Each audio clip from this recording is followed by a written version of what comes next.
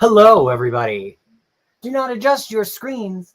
This is a crisis, your favorite crisis from New Zealand. Not a crisis on infinite Earths, just a crisis on infinite longitudes and latitudes. And I am here today to, of course, talk about this week's, or really last Wednesday's poll list, go through my moment of crisis, all of these things. You know what? I thought today we'd shake things up a little in case you're just tuning in and you wanted some content right away. Well, you know what? We've got it, because we're going to talk about my top 10 comics of 2025 so far, and then we're going to say hellos and do all the other things. Check that out. Ready? I have 1 minute to talk about the 10 series I like the most from 2025. Let's go. At number 10, we have Ghostbox by Mike Carey. It's a Comixology original. It feels like vintage Vertigo. I love it. At number 9, we have New Gods by Ramvi and Evan Cagle. Love that Evan Cagle art. Can't wait for issue number 3. At number 8, counting is hard, is Absolute Superman by Jason Aaron and an amazing team. Every issue is beautiful, and I think they really hold up one at a time. Then we have Nice House by the Sea, as I say every week, my entire personality. And then we have Dust to Dust, a giant generator comic from J.G. Jones and Phil Bram. Excellent, absolutely worth the read. A story about Dust Bowl, Great Depression in America. Oh, look at that. I seem to have pulled in an interior page from a comic I really, really love, which is Dark Patterns. Great, because there's the credits on it. I can credit Dan Waters, Hayden Sherman, Traylon Farrell, and Frank Sidovic, who I really, really love on this awesome year 1.5 Batman comic. Oh my gosh, we're almost out of time. The Avengers by Jed McKay. Fareed Karami is one of my favorite artists at Marvel and DC. But wait, we have some new entrants. Bug Wars by Jason Aaron, Moment Astra, Matthew Wilson, and Becky Carey. We're going to talk about it today. Evan Melvin, Kelly Sue Comics has already been there, but number 1, One World Under Doom, and we're going to talk about that today because it was out last week. Whew. Oh, I have the vapors after doing that first. Well, hello. Now I can provide more context. So, hi. That's the context I've got to provide. I read so many comics last week, and you know what? It's going to be even more next week. Marvel has, no joke, I think 25 new issues out next week if we count their print comics and their digital comics. So this week, this is just a warm-up. This is just an opening act for how crazy it's going to be next week, because I'm going to have to keep it pumping, or else we're going to be here for hours upon hours and hours. So I'm going to say hello to some folks because I love the chat. If I wasn't saying hi to folks, well, I could just do this in my room by myself, or I could pre-record it, but where is the fun in that, really? So I'm going to do the hellos. Then we've already done the top 10. Everything's askew. So then we're going to do a moment of crisis where I'm going to rant about something. It's going to be super extemporaneous today because I truly don't know what I'm going to rant about. Then we can have a little bit of AMA if you want. And then we're going to get to these comics. All I know is that the PDF this week has 162 pages in it. I don't know how many comics that adds up to, because it's not only the ones I read, but also comics that I didn't read, but that are by publishers that I still want to give you information about. It's got to be 60 plus. So we got to keep it moving. Okay. So let me just take a moment to admire my hair, because I don't actually see myself before I come on camera. I think it's going nicely today. And then let's get into the comments. Okay. Ryan Bragg saying hello before the show even began. We appreciate an early riser. Neil Pereira, hello everyone. Logan Wayne, one of our regular weekly friends, saying, hey, Crushing Crisis, and everyone in the chat, looking forward to this as always. Bunk actually reminded me to read a comic I had missed like an hour before the show, Long Loathsome Grave, but then he went and read it. So then he says there's no use for me except for my hair and lip gloss game. I don't know. The hair game, I think, is pretty strong today. The face, I can't really speak to. James Abel, a butterfly, which is maybe me emerging from a better day with my hair and makeup team. You know, I was just talking to Omar over the weekend and the whole gang, Lars, Jess, we have group chat where we mock each other ahead of Evergreen streams. And I was saying, Omar has such a big film crew in his basement. He has got a sound guy, a video girl. He's got the people doing his touch-ups. He's got the huge Beyonce fan that's held off of camera. I just have my 3 makeup artists and my hairstylist and my dresser. That's all. That I do this thing with a shoestring. Stephen Patterson saying good evening, wherever Stephen is. It's good morning for me. So if it's evening for you, you're probably in Europe, I would say, perhaps. Let's see. 5th of Jack Gaming made it on time. Ready to hear about comics that came out this week with a dash of life lessons. Well, I certainly have learned a few life lessons this past week. I think I gave myself heat stroke. So long story short, I usually run my 5K in this neighborhood, which is like a roller coaster, hills up and down, but it doesn't really get all that hot except for like the hottest day right at noon. And a lot of it's shaded and I'm used to it. I've been doing it for like 3-4 years now. Well, I started running in a totally different neighborhood nearer to Krisis at school, and it's all totally flat. So I'm like finding out whole new things about running because I don't have to run up a hill or downhill. But it is much, much hotter in that neighborhood and in that area of the, and I think I gave myself heat stroke because I had a day where I slept for like 19 hours. I really just woke up for meals. I canceled on Just Brag and Freddie for our monthly show. It's like, I won't even be awake. I called out of work. I didn't read comics for a whole day. So my averages are all down. I was out. So what is the life lesson? The life lesson is climates can be different. I don't know. Microclimates are real. Neighborhood microclimates are real. That's the life lesson that I learned. And also now I bring ice packs so that afterwards I can like sit on ice packs and like put like a cold bandana around my neck. I don't know. That's all I've got from this week. Javier Hernandez saying, hey, y'all. James, the Media Mancer, greeting humans. I don't recognize that name. Have you changed your name a little bit, James, or do I just not usually say hello to you at the beginning of the show? Tego Pessoa saying greetings all, greetings to you. Kevin Cork saying missed a couple of live streams, spent much of that time catching up on comics. Hope everyone had a nice week and isn't too snowed in. Oh, y'all are cold in some of the places where you are. Imagine that. No, it's been like as hot as Wellington gets. It's been really like I have the window open and I'm probably going to be doing the flinging my hair all over today because it is already warm and it's 10 o'clock in the morning. But you know, the live streams, you can go back and rewatch them, but you don't have to. You don't have to. Just be here with me now. Be here now. Chris Brogan saying hello. Kenneth Crayley Jr., the super fan of Superman, saying, hey, yo, Krisis. Jean-Remy Argueta, a little bit late, but managed to make it. Hopefully you and the fam doing good. Other than the temporary heat stroke, doing really well. Captain Underpants saying, wow, probably to the speed with which I disposed of my top 10 right at the top of the show. Who knows? And Neil Pereira telling me, remember to breathe. Breathing is for people who don't have YouTube shows, okay? Breathing's for those people. If you have a YouTube show, circular breathing. You're just always talking. The breath, where did it happen? It might have happened. You might have missed it. I don't know. Hank saying that was intense. Foxhound, hello, Foxhound, saying Krisis, I am awesome. And I think I've said hello to all of the unique names and faces in the chat. So let's keep talking a little bit about this week's highly extemporaneous moment of Krisis. Before I do, this is my home for video, but my home for text, all the little words. It's crushingkrisis.com. where I've published under the same masthead, that's a journalism word, since August 26, 2000, and the comics content arrived August 26, 2010, so it's about to turn 15 years old, longer than the run of any comic at Marvel or DC other than Scooby-Doo, Where Are You? So that's where you can find all the reading guides, and every week I update my reading guides. The way you can tell is because I do a new releases post, and any of the comics I talk about in the new releases post that's attached to a reading guide, I've updated that guide. How does this whole world go round? Well, I have a Patreon, and so many of you have pledged the Patreon over the course of the last 6 weeks. It's really incredible. It's amazing. I so appreciate it. It literally is what keeps the site running and like lets me replace stuff, you know, that makes all of these gears turn around. So I really appreciate it. And it's pretty affordable. There's no special high tier right now. It's either $1 a month US or $2 a month US. There might be a $4 or $5 a month US later this year when we figure out what would the extra video content. Like if I just keep doing this every week, what would be extra? Then we will all collectively decide what that will be, and then that will be the higher tier. But we're not there yet. You know, if you've paid attention to me over the years, I'm really good at doing intense weekly things over the course of 6 months. And then I start to get bored or tired or burned out.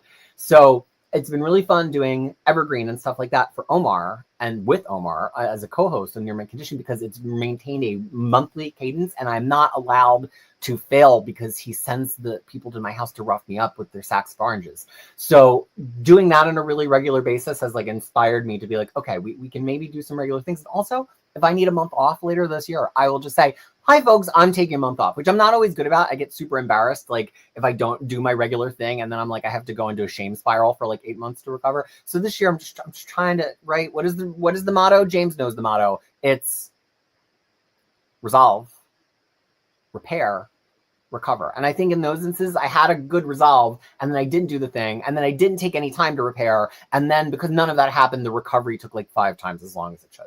So I'm just going to look at the comics one more time. First instance is me saying, look at the comics instead of look at the comments. Drink your tea.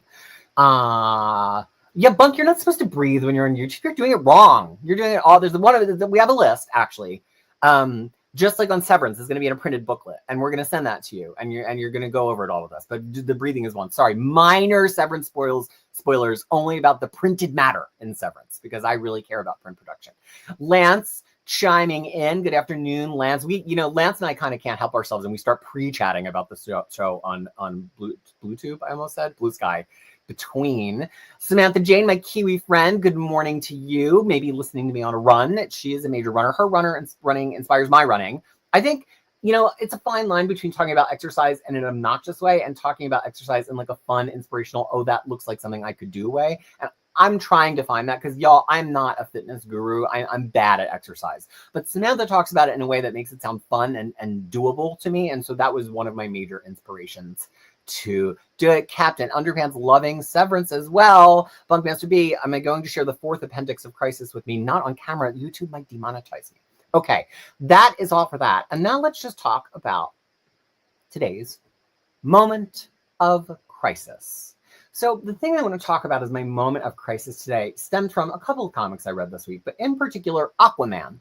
But it's something that's true between Aquaman, X-Men, and everything in between, including Spawn, which is resetting to the status quo, but then the opposite of that being, are there stories left to tell? So the resetting to the status quo part, we all know well. We've all seen all of our comic properties do it. After a really cool, rangy, adventuresome period of any comic, it tends to revert pretty hard to the version of the brand that everybody already knows and loves, because that's what they expect when they pick up the comic. So whether it's the X-Men being hated and feared, Superman not having a son who's a tween, Spawn having hellish powers, at some point you can only really go so many years before you go a little bit back to basics and strip things down a little bit to get back to theme, because that's what sells books to people, right? Wolverine slashing stuff sells books to people. Batman being a detective and not on some vision quest in the middle of the desert sells books to people. But I think the side of that we often forget about or ignore or don't think about what the creators are thinking about there is how many stories are there left to tell with that character, right? And of course, there's an infinite number of stories. So it's an unanswerable question. The answer is an infinite number of stories. But I think of that because sometimes when we come back to these regressions to the mean, it feels like the story isn't fresh anymore. Like you can tell a story about the X-Men being hated and feared without telling the story of the X-Men being hated and feared that we've already had before. We also can probably tell the story of Aquaman being a king without telling the story of Aquaman as a king that we have told before. And I think about that because A, it's hard. It's hard to be a comics creator and think of all those things. But B, it does feel like sometimes certain comics just give up. Like Spawn this week, which I'm going to talk about later. It's like we had 10 issues of Spawn not having powers, and Todd was like, too far. We pushed it too far. And then it was like, you know what? Spawn's got all of his powers again. Everything's back to how it was. Just joking, right?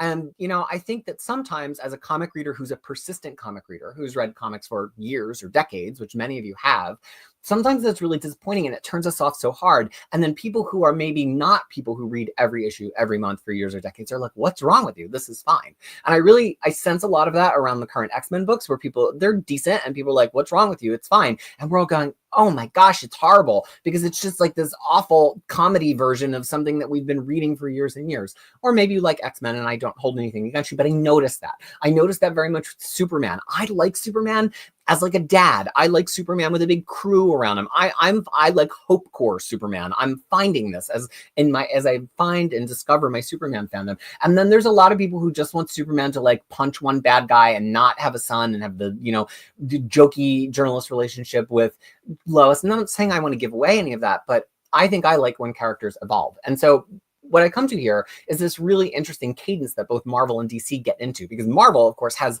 the permanent continuity. So they can never truly have characters evolve without like resetting them to some degree. It's why they age up kids so often, because little kids age a character. But if you make a kid older and they don't have as much parental supervision, it's easier for us to kind of detach the age of the adult supervisory parental character from the child character and kind of think of them separately again. That's why Cyclops has all adult children, right? Because they like to say, oh, Cyclops is about 28. In what world is Cyclops 28? But the flip side of that is because Marvel, with everything in continuity, you can go back and kind of be like, oh, that era happened, with the kids, with the murder, with the whatever. Daredevil, how many times has he been murdered and been in prison? But then, of course, it then gets confusing because when Marvel does want to reset something, they've got to like make us all forget Daredevil's identity again. DC was kind of having their cake and eating it too, because they were just doing whole universe-wide resets whenever they wanted to reset the button and make all the continuity fly out the window. It's what they did for New 52 and Rebirth. Now, for the moment, we're in a point where all continuity is continuity again, and we're in hyper time, but they're still trying to do this thing. And I really felt it in Aquaman, which we're going to talk about this, where I'm like, haven't I read this? I'm pretty sure I read this before. And this time, they don't even have the excuse that he forgot it. So it's a delicate line to tread, and I don't really have a resolution to this particular line of thought. I was just really thinking about that. It's a constant struggle between trying to tell new stories of the character, reverting to the mean of the character, and then trying to tell new stories, reverting to the mean. And I think, to me, actually, the most successful comics are comics that are about the core of that character and that tell a new or different story. It's why I like Batman Dark Patterns. It's the most fundamental Batman as a detective comic there could be. But Dan Watters and team are telling it in a way I've never really seen anybody tell it before. And so that's really, really exciting to me. That's more exciting to me than Ram V taking Batman on a vision quest across the desert, which I still might like. But actually, I think my sweet spot, my favorite kind of trope is when the characters are very much themselves, and also they are doing something in a way we haven't seen before. But tell me what you think. So that is today's Moment of Krisis. It's always extemporaneous. There's never a script. Maybe if I go swimming that morning, I rehearse a little bit in between counting laps, but I didn't go swimming this morning, so there was no rehearsal. So let's see if anybody had anything said to that. Just going to say hi to JT White Wolf Library, just hanging out before my students arrive in the morning. So you must be in New Zealand or Australia. We'll watch the rest of the playback later in the week, though, for sure. I've absolutely loved the streams. It's so kind of you to find a moment to chime in and say. And then Lance McNair, the status quo thing, completely agree with my take on this. I think the biggest problem with the Star Wars sequels as a whole is they just end up being the original three, but worse. Well, and that's one of the hard things about managing IP, right? Like when you have intellectual property, and it's worth millions or billions of dollars, how far are you going to go standing your ground and saying, no, this universe is evolving, these characters are evolving, right? Like there's only so far you can take it before at some point you start risking the money. And I think that's part of why Marvel does all the things that they do and DC does all the things they do. It's why Krakoa ended and we're back to regular X-Men, because they knew coming out of the cartoon that Krakoa was going to be a real weird status quo for people to get into. And so they wanted recognizable teams of people being recognizably hated and feared. So, I mean, I don't know. I was just thinking, because I was reading an article about Lorne Michaels from SNL on Vulture. Really, really good article if you're a fan of Lorne Michaels or SNL or like TV production. And it was just talking about how the SNL budget is so huge, bigger than you could ever think, because it's just so hard to do a show like that in the middle of downtown New York. And also that Lorne, they've bought out his rights for hundreds of millions of dollars. SNL is one of the biggest, most watched shows on TV. And just the scope of having conversations with people about things that are millions, tens of millions, hundreds of millions of dollars, and the level of responsibility you have there. I've held my ground on things that are about budgets of thousands of dollars, tens of thousands of dollars, maybe occasionally hundreds of thousands of dollars. I've never had to hold my ground on one decision. Well, maybe once or twice on something that got up to the millions. Maybe once or twice, but never above that. And so I'm just thinking about like being in this meeting and saying like, no, we've got, Rey's going to be a Starwalker or whatever. I don't know. I've never seen the third Star Wars sequel, so I fundamentally can't spoil it for you. And just thinking about like having that argument when it's like $1 billion movie on the line, $1 billion franchise. That is a pay grade that perhaps once in my life I aspired to. I don't know if I want that level of monetary IP responsibility today. Maybe we could just start small with me being Todd McFarlane's editor at Spawn. Okay, I'm going to just put up the AMA banner briefly, but it doesn't seem like y'all have a lot of AMAing right now. So we might just, in record time at the 20-minute mark, get into the new comics. Do you think did I scare you by doing the top 10 at first? Was it too scary? Was it really, really scary? I don't know. It was a lot of fast talking right away, but I just figured sometimes you tune in and you're waiting for me to say hi to you, but then like everybody, it's like waiting for roll at the beginning of the class and you're at the end of the alphabet and you're like, oh, they're going to say hi to me eventually. I thought like, what if I just start with like a bunch of content and then we do the hellos? But you'll give me feedback. We'll live and we'll learn. So ask me anything right now if you care to. And then we will get to the comics. JT White Wolf confirming my guess was correct in Melbourne, Australia. Love to have some down under friends and viewers. Mink0029, hi Krisis, can't stick around, but looking forward to watching all of this later tonight. Big Sunday plans for Mink.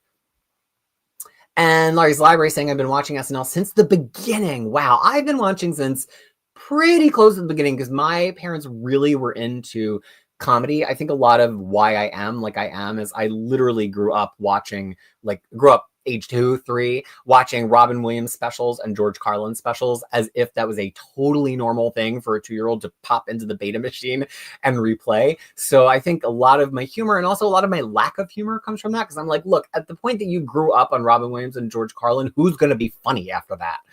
So sometimes I think I'm not humorless because I'm just this humorless, awful person, but I'm humorless because you're competing with Robin Williams and George Carlin. Lance McNair is definitely more accepting of status quo resets when I was a newer reader, but as I gradually read it, I quickly became disillusioned, as well as long-running series going back to 1. It's such an interesting balance for comics, because on one hand, they are trying to attract new readers, but on the other hand, new readers are a constantly dwindling pool compared to what they were 10 or 20 or 30 or 40 or 50 years ago. Comics just don't sell as much as they did, in the 80s or 90s, and don't have the exposure that they did on the newsstand to everybody who was walking through a mall, right? Or to the train or anywhere, really. But at the same time, there's also this maxim of like, existing fans want familiar things. So I think, Lance, it's kind of like a weird insurgent group of us that are existing continuous fans that actually want new things constantly and don't want to feel as nostalgic or comfortable. But, that's just my take based on how people react to me being like, no, slash and burn, no more old characters, no more old stories. People are like, what are you talking about? So I think you and I are a little bit unique. Fifth of Jack Gaming says, oh no, not at all. It's awesome starting with the high energy. Wonderful. AMA wise, am I back on Severance after this week? Okay. So Severance, I'm never going to spoil other than to say I love a nice printed perfect bound booklet. But Severance, I think the reason I reacted like, woo, to last week's Severance is because it was really one of the first times the show had shown its cards. And we didn't really, it's been such a mystery for a season and a half that it was the first time that we're like, okay, this is now what the show is really about. Tonally, I found it a little bit weird. And it turns out that sometimes I have expectations build up, and expectations are what? Plans for disappointment. So I think it violated my expectations a little bit. And I thought the whole show was going to be kind of this like floaty, shot very differently. Partially because it was where it was. But this week kind of got back to the center of what I like about it. And it showed me that there are things the show can develop and be interesting that are not just going to be in that style, but we needed that as a turning point, right? We needed that as a cadence. We needed that as a place for the show to kind of, so I'm tentatively back on, but I'm not taking Yellow Jackets back. Yellow Jackets made me angry. I'm not going back for Siri. And pro fitness, here's the thing. You'll hear me talk about fitness so much. I'm such a lump, y'all. I am the kid who could not run the mile in gym class. I am the kid who would be like, I'm predisposed to asthma, which I am. But that was not what was stopping me from running. But I now look back as an adult, and the thing I always say is I wish somebody had just taught me to find the kind of fitness that I actually liked. I think that's what physical education should be. And I'm happy that they go through like dance and running and basketball and whatever, but it just needs to be even more. It needs to be weightlifting. Like we never had like a weights, unit. It needs to be yoga. It needs to be all of the things you can do with your body so that you come away having hopefully done something that makes you feel comfortable with your body. But also it's really hard sometimes when you're in that group fitness setting to be comfortable with your body. And that's going to keep you away from it. Like I couldn't go to group fitness classes for years, for decades, because I was embarrassed, because I didn't think I was going to do it well enough, because of body dysphoria and gender dysmorphia, or is it the other way around? I always forget. And so I don't know if anything could have helped me in high school gym class, but I'm so happy that I found things that I like now. Not running, hate that, but I like swimming, I like yoga, I like lifting weights, as it turns out, which is wild. Never a sentence I thought I would say. Never thought I would own my own weight bench ever in my life. So I'm really pro people like finding the thing that they like. Like if you like going to your kickball league with your friends, then you know what? Kickball is cool, and I love you for it. The Phenomenal AC saying, hello, everyone. Don't forget to smash the like button. Smash like, love. Pledge your everlasting soul. No, you don't have to do those things because you're here, and I appreciate that you're here. But you know what? If you're here but you're not here, if you're here but it's after when I was here, but now you're here because you're watching the here that is after the here that I'm here but still here, that means maybe you should have smashed the like and click the notification bell, because maybe it would have told you on your lazy Sunday afternoon that you could have been here with me here. So click the buttons is the moral of that story. Krisis, I saw my Jean Grey fan cast on Blue Sky. As someone who has not watched Severance, could you pitch why that actress could be a great pick? Because she looks like Famke Janssen's little sister. She's got red hair, and she looks like somebody who I already like as Jean Grey. No, I'm never going to spoil Severance. I'm not going to spoil TV shows. Only bad Star Wars movies that I don't actually know anything about because I haven't seen. A Fifth of Jack Gaming says, so I know I'm not huge into football, but how do I feel about my Eagles winning the Super Bowl? Well, the Eagles, to me, it's like watching my clan win some sort of clan battle. I don't know. I have it hard coded in my blood. Like even more than I love the Eagles and I'm happy to see the Eagles win and all my friends get to celebrate. My whole Facebook feed, because I'm still on Facebook because I'm old and I have old friends who only use Facebook. I literally was like 500 pictures from the Eagles parade. I think every single person I knew was at the victory parade. But for me, even more deep than my love of the Eagles winning and happiness for that is the Cowboys losing. Like, it's almost more exciting to me that the Cowboys didn't win the Super Bowl than the Eagles did with the Super Bowl. And I think I'll be old, ancient, too blind to see TV, too hard of hearing to hear the announcer. But if somebody communicates with me somehow that the Cowboys lost, I think that will always excite me. Logan Wayne, how do I feel about these retcon stories that Marvel likes to do? Well, no, that sound is just me processing thoughts. I really like when they feel of substance. And when I say of substance, I don't just mean that they have to always count and be like super in continuity. I want to feel like I got something about that character from reading that story. Sometimes the ones that proclaim that they're in continuity, I get nothing about the character. So screw that. But I do think that sometimes, like this Rogue and the Savage Land one, it really feels like it's telling me something new about Rogue, about what she was doing behind the scenes, about like how that relationship with Magneto developed, what it was like for her. Really, one of the first times she was without powers. Now, that's all based on one issue, but that's the hope that it gave me. So some of these retcon series, I think there's one in this week's poll where I was like, wow, for like a story that's inserted, I really feel like I got a lot from that. And that's what I want. I'm a big, like, why does it exist? Why comics take so much effort? It's not a YouTube stream where somebody just turns on a camera and rambles. They got to write the script, the artist draw, the colors, the person hours that go to a comic are incredibly huge. And to do all that for a retcon comic that has nothing particularly interesting to say about the character, maybe just looks good, exists, and then doesn't exist and nobody will remember or think about it ever again. And I'm like, what? Like, why? For what reason? So I think they can be good. I've softened. I used to really just hate them. Like, anything that messes with continuity is bad. I've come around a little bit on that. All right, a couple more AMAs. If you haven't asked yet, ask right now, because I'm not going to look at any that are sent after this 33-minute mark. I see my DC finest behind you. They're sneaking onto the shelf over here. Which one's a must buy of so far? Batman Year 1 and Year 2. I mean, I don't even like Batman Year 1 that much, but that's the beginning of modern Batman. And also probably The Flash Human Thunderbolt, because that's the beginning of the Silver Age. And if you've never read it before, it's so good. Like, I think we have this idea in our head of what Silver Age comics can be. And it's so much better, I think, than what you might think. So I think those, I have personal favorites. I really like 0 Hour. So I love that they did an event one for 0 Hour. But I think those two are probably the, like, okay, if you're not collecting all these and you just want to sample some really critical period of DC history, I think those two. Which Marvel comic run do I believe the previous writer left it so broken that they had no choice but to fresh start? Well, that's a tricky question, because sometimes when things are so broken, we get just like a whole different legacy character or something, but that's intentional. Like Rick Remender tends to do that, right? Rick Remender made Punisher into Frankenstein, and then he fixed it at the end of his run. But like, what, you got to take a left turn after that. There's no, in a way, that's a good thing. Like, wouldn't you rather end a run in a way of like, well, nobody's going to be able to do that. Nobody's ever going to be able to repeat that. And Remender did it again with his Cap Dimension Z thing. Not only because he made Cap old, but it was like, what are you going to do? Another Cap in Dimension Z right after this? No, clearly not. So I think I think of those Remender runs pretty specifically, as opposed to like Bendis, who really, really, really tries to put all of his toys back in the toy box. You can see it on every final Bendis issue.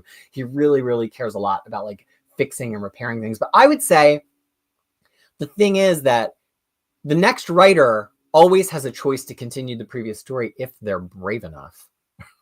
Like Al Ewing, Donny Cates left Venom in a spot that I was like, where could you possibly go with this? Where? Because it was so audacious. It was so huge. It ended on such a beautiful note in that last issue, Venom 35 or 600, whatever it was, that I was like, nobody could do that. But Al Ewing found something else to go from there and not do a reset. But it was still fresh, but it wasn't a reset. Now, Al Ewing's plan turned out to be pretty boring, ultimately. But at the beginning, all that Meridia stuff was really, really fun and cool. So I think the thing is when you do like a big audacious story, like Franken Punisher, like Venom, King in Black, but then you don't put all the toys back in the toy box, which Donny Cates really didn't. That is like you're throwing down the gauntlet for the next author. Like, okay, well, are you going to try to reset to something boring, or are you going to go for it? And the thing I really like about Thor is that Thor authors always seem to go for it. No Thor author is like, we're going to make this dull again. I don't think for the last 25 years. Logan Wayne, to me, they feel kind of forced. I'd rather they got those writers to do a proper run in a book talking about the retcon series. Yeah, I mean, I do agree with that. I'm starting to see the power of the retcon stories in, it's not just about nostalgia. It's a chance to spend more time with a character in a period that if it was being published today, we would have wrung more content out of, right? Like, yeah, we all wish we could have had 5 times as much of material in the late Claremont Jim Lee run of X-Men. So you know what? Like, okay, if you have a good pitch, I will spend more time there. So that's how my thinking has evolved a little bit as I've read more of these. But I still do get my first question whenever I open any retcon series, X-Men, Batman, Teenage Mutant Turtles, anything is, did the story need to exist? Did you need to spend all the person hours? All right, we're right at the 30-minute mark of the stream, so I really want to get to the comics. A couple more AMAs. Parts of Severance feels like they're trying too hard to be weird. I would agree. Lance McNair says, going to quiet and chat for a bit while you drive home, but you'll still hear the dulcet sounds of my voice. And I actually practiced a song today, so there is going to be a song at the end. Double Z 2423. I can't spoil Yellow Jackets, but the thing that happened in the finale of season 2, I did not like. That's what I would say.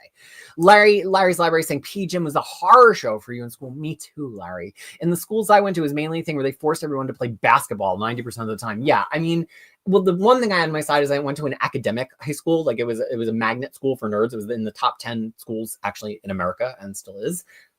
Woo, great deal of good that's doing me here in New Zealand.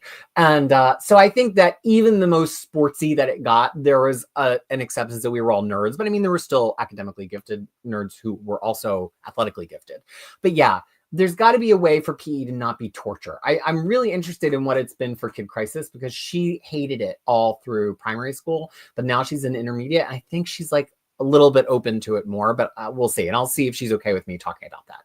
Logan Wayne saying, you've seen so many people voice their displeasure with Yellow Jackets this week. Oh, I haven't even watched season 3, episode 1. Sounds like it's really go off the rails. Yeah, you know, well, it's hard. It's hard to plan those kind of TV series because TV series aren't a comic. You got to rely on production, budgets, all the cast coming back and wanting to renew their contracts. Like there's just so many moving parts. And that's why TV for me, sometimes I'm like, it's never going to please me because I'm such a consistency nerd that very rarely does anybody make a plan and execute the plan and the plan looks executed, right? So Yellow Jackets, and then on top of that, Yellow Jackets hit writer strike in its 2nd season where I think they would have had another episode or 2 and maybe gone a little bit bigger and they had to go smaller. And that I hate when those external factors affect my art that I'm trying to consume. Chris Brogan, as a Simpsons fan, I'm used to going back to the status quo. Very apt, very apt. All right, this might be the last one because the last one that got in under the time I said. Who do I think is currently the best Jean Grey live action? Well, Rebecca Romaine was Mystique. You might be thinking I love Famke Johnson. I think, to me, Jean Grey has a certain stately quality to her. Like, she sits back and observes a little bit, but she can come out and be terrifying when she needs to. And she's very compassionate. So I need that. I just don't think Sophie Turner looked like it, but people get so obsessed with people being redheads that I don't think they know who Jean Grey is in the comics. So a lot of people are talking about that Sadie Sink from Stranger Things being the next Jean Grey. I think she's a phenomenal actor. I don't know if she has that quality to her. I guess we'll see if they cast her. So to me, Britt Lower, who is this actress from Severance, who plays Helly, she just has it. She just has that observational quality. It's almost like cat-like, where she just sits back, because Jean sits back so often because you have to think she's hearing and feeling things psychically from people so much of the time that she doesn't have to be talking at top speed at all moments, right? Jean doesn't need to do that. So that's what I feel about Jean Grey. Okay, people have kept talking, and I have to say, I'm such a sucker. I have to say hello to a couple of people. The name changes, Ola to you, and Jaggernaut. Hi, Peter and everyone. Glad I caught alive. Glad you caught alive too. And oh, Novarg. I cannot say hi to Novarg. Just hopped on. Did I mention Clone Wars and Maximum Clonage, talking about a broken, driven out storyline? Okay, I have to get to the actual comments right now. Drink your tea again, because I said comics instead of comments. And as I mentioned, I have 162 pages in this presentation. I don't know if that doesn't mean there are 162 comics, because it's, you know, the cover and the credits, or the cover and an interior page. And then also sometimes this week I took a few interior pages because they were just so amazing. So let me open up my credits. So as always, I'm only going to really see the chat every 2 or 3 of these, or maybe actually that's a lie, probably 5 or 8 of these. And I would also say, if you have like general questions, like who's my favorite Jean Grey, it's best to save that for when I'm like in a break where I'm talking to everybody and saying, oh, what questions do you have? Because I might not actually take that one as I'm just trying to catch up quickly on comments about the comics. But I mean, leave whatever your comment you want. As I say every week, I always go back and reread them the next week. I feel so bad when I miss them. And sometimes I miss them because I look at the scope of it and I'm like, oh my gosh, scope too big. I really can't handle that right now. We're going to keep going. When I first stop doing the reading and start going to the comics, whatever. You say what you want to say. Be brave. Okay. I'm going to add that other screen to the screen. I'm going to move over because we know that I need to move over. And so here's the thing. This is not the beginning of the alphabet. Surprise. I wanted to do this thing where I get a chance to do stuff that I legit missed, whether I just didn't pull it or maybe I just forgot to talk about it. So I did mention this verbally, but I didn't get to talk about it because I forgot to put it in the presentation. This was this really great 4-issue miniseries. Each issue was double length. It's called Summer Shadows from Dark Horse Comics, and it was scripted by John Harris Dunning, art by Ricardo Cabral, colors by Brad Simpson, letters by Jim Campbell. It ended like 3 weeks ago, I think. It was like an Interview with the Vampire spinoff. It wasn't actually an Interview with the Vampire spinoff, but it had that energy. It's about this guy who follows his ex-boyfriend to Greece because his ex-boyfriend broke up with him, but then he left him this very ambiguous message about saying, I found that thing I was always looking for. And so he's kind of on a Greek holiday, but he's also trying to look into what happened to this guy. And there's, surprise, vampires, spoilers, but that's revealed really early on. And it's just, it's not really an action comic. It's not even really a bloody comic. It's all about tone. It's all about vibe, and that way that Interview with the Vampire is, but there's still some horrific stuff. I really loved it. It's one of those series that awkwardly straddled the year. So it was like 2 issues last year and 1 issue this year or something like that. And so I can't really put it in my top 10 from last year because there are only 2 issues out. I can't really put it in my top 10 from this year because there'll be so many other comics by the end of the year. It makes me, I personally, as a person who's a nerd for structure and rules, it frustrates me when there's a comic that only puts 2 issues out in 1 issue year and 2 issues out in the next year. So this is one from last week that I think just because it was near the end of the alphabet, I forgot to pull its cover. I loved this so much. It's Terror and Fury from Zenescope, #2. I don't even ironically love this. I loved it. It was just out of my top 10. So they have this continuity that's not the Grimm fairy tales continuity, that is part of this other world, other stuff that they do, and they're building out superheroes in it. And I really thought this was interesting. It's these 2 superheroes from 2 different periods. We've only really investigated this Skull guy. He's from World War II, and it seems like maybe he died at the end of World War II, but now he's been brought back to fight vampires, but he can't quite remember, did I die? Why does it seem so weird that I'm alive now? And we haven't really gotten into the woman, who I think is Fury, but I suspect that she's going to be a similar story, but from the Silver Age or something. The one thing about this issue too is it's part of this second universe that's Man, Goat, and Bunny Man, which is a very, very silly, funny comic. And so I think they wanted to tie into that. And so they had a couple pages with Man, Goat, and the tone got really, really different on the Man, Goat pages, which kind of threw me because I hadn't even read that. I just picked this up because I picked it up. But the rest of the story is really, really good, really strong art. I really like that story about a World War II hero who doesn't remember why they're back or can't quite put the pieces together. If you want to just check out a Zenescope comic randomly, I think this is one of the best things I've read from them, especially the first issue. And this is in that same universe, the Man Goat universe, as that other totally insane comic that we read 2 or 3 weeks ago that I was like, this is campy and wild and crazy in the best way. It was white tiger claws and something, and it was the most camp, ridiculous, weird comic that I'd read in forever. So Zenescope might be doing a really cool, funny, quirky superhero universe. Okay. Here we go with some actual comics from this week. This is 2000 AD. I think I'm starting to get to diminishing returns here. So 2000 AD, of course, it's different stories every week. So the first, and I just don't know. So this Dread story actually is pretty cool. It's he's looking for this girl who took an elevator up and down in this building that got burnt out or attacked or something, and it reminds me of the Tower of Grenfell in the UK, the fire. I think it's supposed to be referencing that a little, and has she moved into another reality. The art is so good. His face and his stubble here is so wild and real. I couldn't believe it. Then this Full Tilt Boogie story. I usually like Alex de Campi, but this just feels really marginal. Like, it doesn't really feel like it's going anywhere, and each chapter doesn't feel substantial enough. And I've never read the originals, and I don't want to go that many progs back, and I don't think it really gave me a reason to like the characters. This what is it called? Hawk and Sparrow, Hawk the Slayer thing, which is based on the movie, I do really, really like. But again, I wish I was just reading the series by its own. I don't really like this Black Goo story, and I do kind of like this very Mignola Fiends of the Western Front story by Ian Edgington. But I think my thing I'm starting to hit with 2000 AD is like, it's just every installment's so short. And as soon as you turn against two of the stories, then it's like, oh, do I have to keep buying this anthology? Maybe I'll just pick it up when they collect this like years from now. So I'm already starting to feel exhausted. It's a big read. It's an expensive book. And I just don't know if I care about Judge Dredd enough, and he's the anchor story. So then am I just going to keep buying it just to read this Fiends of the Western Front? I don't know. I give it the rest of February to see if I like really, really decide that I care. And then I will just keep moving, I guess. So of course I will get into other comics more substantially than that. It's hard to talk about. Oh boy, I just did something wrong. Is everything still working? Okay. I clicked something that I didn't mean to click.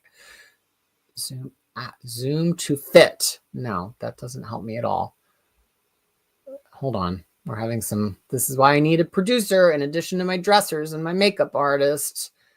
Oh, because then you can't zoom to fit anymore. I gotcha. Okay. And then we use the down button. Oh, this is effed. That's not going to work. Okay, let's continue. We have Absolute Batman, our first superhero book of the week. This is by Scott Snyder with Nick Dragotta on art, colors from Frank Martin, letters from Clayton Cowles. I might have to drop this. It's just making me too angry and annoyed and bored and frustrated that Scott Snyder never changes, which I guess if you like Scott Snyder, that's great. But this just feels like Scott Snyder Batman comics that I already read. There's nothing different. The different thing is Dragotta's page. I mean, look at this page. Look at the panels. Look at all the little bits of action. Every one of them telling you a piece of information that you need and guiding your eye. That's amazing. I'm reading this for the art, and I really like Frank Martin's art on him at this point. The fighting just felt so boring. It just felt like it's been done already. It's just Scott Snyder writing Batman that Scott Snyder already wrote that. But he's bigger. He's a chunky boy this time. So look, if you just want to read a slightly more brutal Batman with a slightly tweaked origin, that's all this is. Like, I don't really feel the big concept here. It just doesn't feel different enough.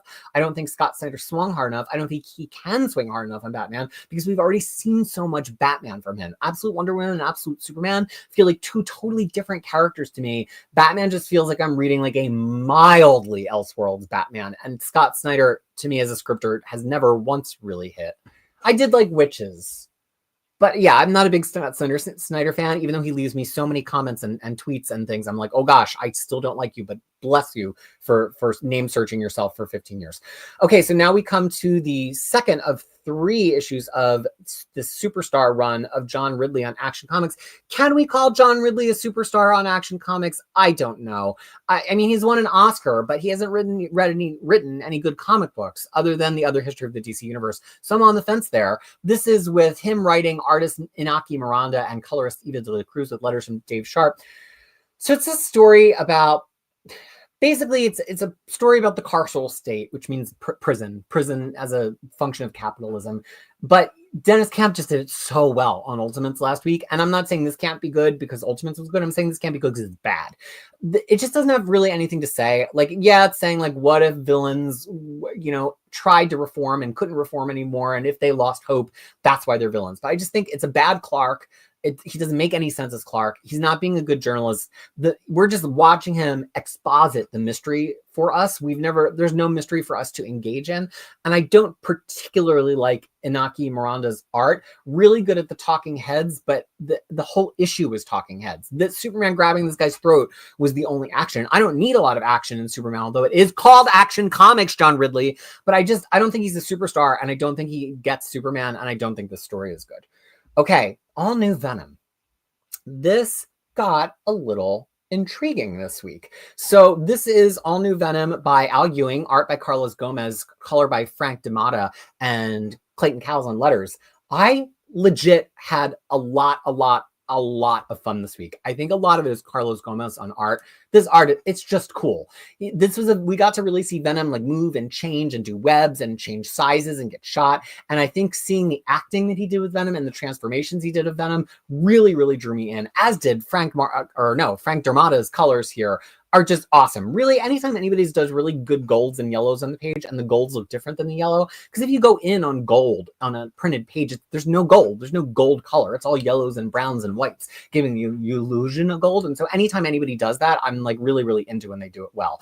Also, I think the story in this really worked because there's this mystery of like, who is this new Venom? But I think watching the people who may be the new Venom investigate the mystery was not really working for me. But watching Dylan Brock get into the mystery and be really, really angry about it, which is what was happening here, that to me really, really worked. So I'm not saying that this is like a crisis recommendation. I will say that this issue paid off my interest in this concept much more than any previous issues did. I'm going to do a few more. Let's get at least into the B's before I start taking some comments. So this is Alligator Loki, which I'm not going to need a minute for. We're going to put the clock on because that's what we do here. We put on the clock. It's by Alyssa Wong with Bob Quinn on art, colors by Pete Panzatis, and no letterer because there's no lettering letterer. This one was funny. I've been saying every week that like if you're going to do one of these silent comics that only has 12 like digital scroll pages versus panels, you got to just land a joke on every one. And this was like Alligator Loki coming with the hairspray and spraying Loki's whole body with it, and then Loki's being super sparkly. That was cute. That was funny. And the whole thing is a Valentine's Day issue. So Loki is on speed dates, and the Alligator Loki doesn't like the women he's meeting, and I think some people other than women that they are meeting on speed dates. And so Alligator Loki is sabotaging them, but each one is just one panel at a time, and it has a joke, setup, and punchline. That's what you got to do in these silent comics. You either have to tell a really strong story that you can make out page after page in the silent comic, or you got to do joke, punchline. And I think this one did it. And so I actually was mildly appreciative of it this week. Mildly appreciative. Okay, this is Amazing Spider-Man 67. The 8 Deaths of Superman continues. This is another Justina Ireland written issue with art from Andrea Briccardo, inks from Scott Hanna, colors from Marcio Menez, and Nico Henrichen doing really cool flashback page. I didn't pull that page. And also Joe Caramagna on letters. I really think that Andrea Briccardo got hired because he's really good at out of costume faces and like casual stuff, and also the Spider-Man mask. And then he didn't really get to do any Spider-Man. This scene with Doctor Strange and Peter really, really worked art-wise. But then so much of it, he had to do this like super action with the X-Men. It was decent, but he kind of draws everybody in this white pupiled blank face kind of way when they're in action instead of talking. And you can almost see the difference between like this woman's face, is she falling, great face, and then like all the faces of the superheroes are really, really blank. I just thought that was weird. But the X-Men get involved. It makes sense that they get involved because Spider-Man's been fighting Sidorak, and it was fun to see the X-Men here. This is the first time we've really seen anybody other than Jed MacKay write this X-Men team, and it kept me engaged. And I'm starting to see the longer threads of this story. This is one of those stories where maybe I was a little soft in the last couple of issues, but I see where they're going. I see the why. This pivoted in a way that made me a little frustrated because I thought I knew the story's one thing and it's turning into something else, and I like my expectations, but it was clever. It's not as funny as when Joe Kelly is the writer, but Justina Ireland is a newer writer, and Joe Kelly is a veteran master of Spider-Man. That's why he's going to launch a new volume of Spider-Man in a month. But I think I liked it. And I think I do continue to recommend 8 Deaths. I think I'm seeing where they're going with Mopesy Peter Parker now, but I will say it did not make for a lot of good single issues to have him be that mopey. I think that having him be that mopey is going to work much better when you read this collected, because it's not going to feel you have to wait weeks and all you read was him being mopey, you know? All right. I did not read this. I don't think I found it digital. I think that's why. American Nature presents. It looks like it's like a Conan versus He-Man kind of parody thing. I don't know. But I would read it. I would read that, but I didn't get it. And then, I knew there's always something I put in the wrong order. This is Aquaman. And this is what inspired my big speech at the beginning, because this Aquaman book by Jeremy Adams, writing this issue number 2 with John Timms. I guess I got to start the timer. With John Timms on art, colors from Rex Locus and Dave Sharp as the letterer. I was very tough on it when you heard me talk about it last month. So I was not expecting much. Why? Because it was resetting Aquaman. It's like he's the king again, but he doesn't really like being the king. He wants to be a superhero and he doesn't make enough time for Mera. And I'm like, I have read this run already several times just in the last 5 or 6 years.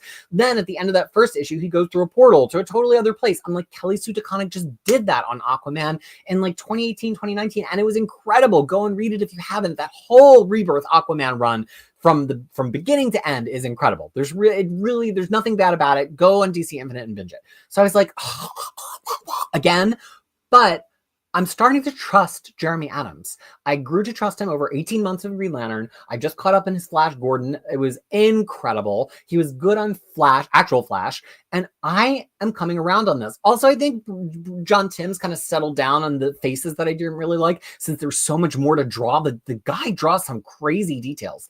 This is ultimately just Aquaman with a totally different superpower because of absolute power in a totally different place.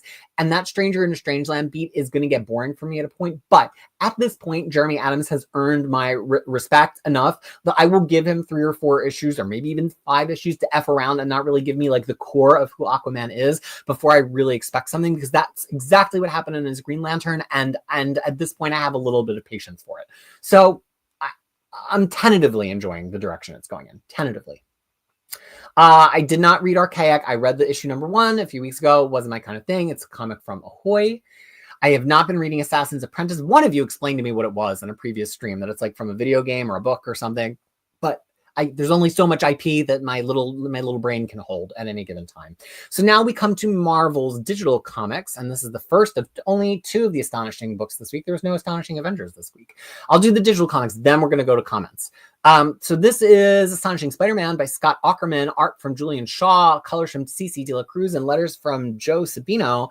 And again, I mean, I'm starting to be a broken record, but anytime this shifts into doing action, it's so much more charming than when it is just doing him talking. So it's just him and this other character, Webhead. They're fighting this monster. It's cute. It's fun. It's a free, cute, fun Spider-Man story with good quips. They're they're still drawing his suit. Like, it's got little geometric panels. And also, where's the rest of his arm over there? So I don't love the art, but I think for a digital first comic that like people are consuming quickly and then disposing of, I think Julian Shaw, you're doing a fine job. CC De La Cruz, I think you could be coloring Spider-Man a little bit differently, but still a fine job. Very cute, very amusing. And now we're getting into romance in costume. It's like, are we going to romance? Which always is interesting with Spider-Man. Like, he kisses somebody in costume. Where's that going to go? Like, is he just going to keep the mask only up to his nose the whole time, all the time? But it actually was a pretty funny issue, and I appreciated it. So then we have this Astonishing X-Men digital comic by Tim Seeley. And I'm going to say the artist's name right this week because I made it nice and big so I can read it. Eduardo Audino. Really doing an excellent job here. Colors from KJ Diaz, letters from Clayton Cowles. I love this. This is one of the best X-Men books going right now. Cap and Juggernaut are both trying to save Black Tom, and there's just this great moment of Cap narrating and being like, how do I ally myself with somebody like Juggernaut? He's such a big thing. He literally, when he gets started, he can't stop. I can't stop him. So logic tells me I've got to just put an end to this fight, but he clearly cares about Black Tom. So I almost just have to take him at his word, and that if he's doing a good thing now, he's going to keep doing a good thing. Cap doesn't say it in as many words as that, but it was just so interesting thematically. The art was so good. The acting was good. It felt like things were in peril. There was an actual panel where I was having that feeling like, throw the thing, it's going to explode, throw the thing, which is like, just cool when a comic gets you to feel like that anyway, but like super ultra bonus cool if a digital comic that only has so many pages of vertical scroll gets you to do that. So this comic is winning right now. If you got Marvel Unlimited and you're not reading this, I don't know what you're doing with your time, especially if you like the X-Men, because all of this run so far, this Astonishing X-Men run, has been really high quality X-Men comics that showcase characters. Well, in this case, it's a character we are seeing every month, Juggernaut, but are showcasing stories that we're not seeing in the main titles. So I highly recommend you get off your X-Men love and butt and get in there. And guess what, y'all? I actually read Avengers Academy this week because I've been catching up 2 or 3 issues a week. So I'm like almost up to present. Plus, this was kind of a standalone Valentine's Day issue. So I knew I could drop in and not fully understand everything that had happened. So this is written by Anthony Oliveira with art from Bailey Rosenlund, colors from KJ Diaz, and letters from VC's Ariana Mayer. Remember last week when I was whining about how Shazam is only usually about like maybe like holding hands and a little peck on the lips. So like, don't take me all the way to the sex place in Shazam, whether that's straight or queer sex. Well, this is appropriately rated teen plus, and it is all about sex. If you wanted to see, I think it's almost bordering on mature.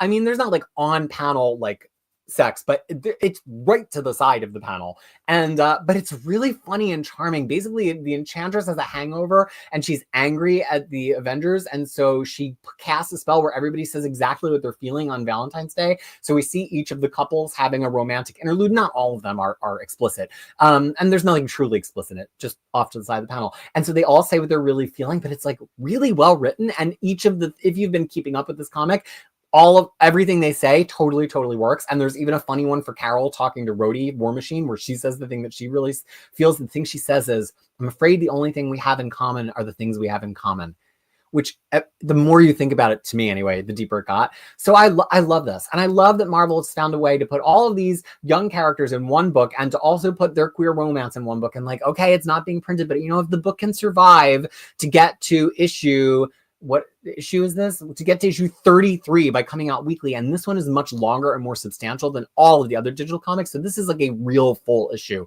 every single week for free. And we're up to 33 of them. And it's got all of these characters, and it's got romance, and it's got young characters. It's got Moon Girl. It's got Red Goblin. It's got Kid Juggernaut, and it's got romance. And like, yes, wonderful. Exactly. Let's do this. Let's have this.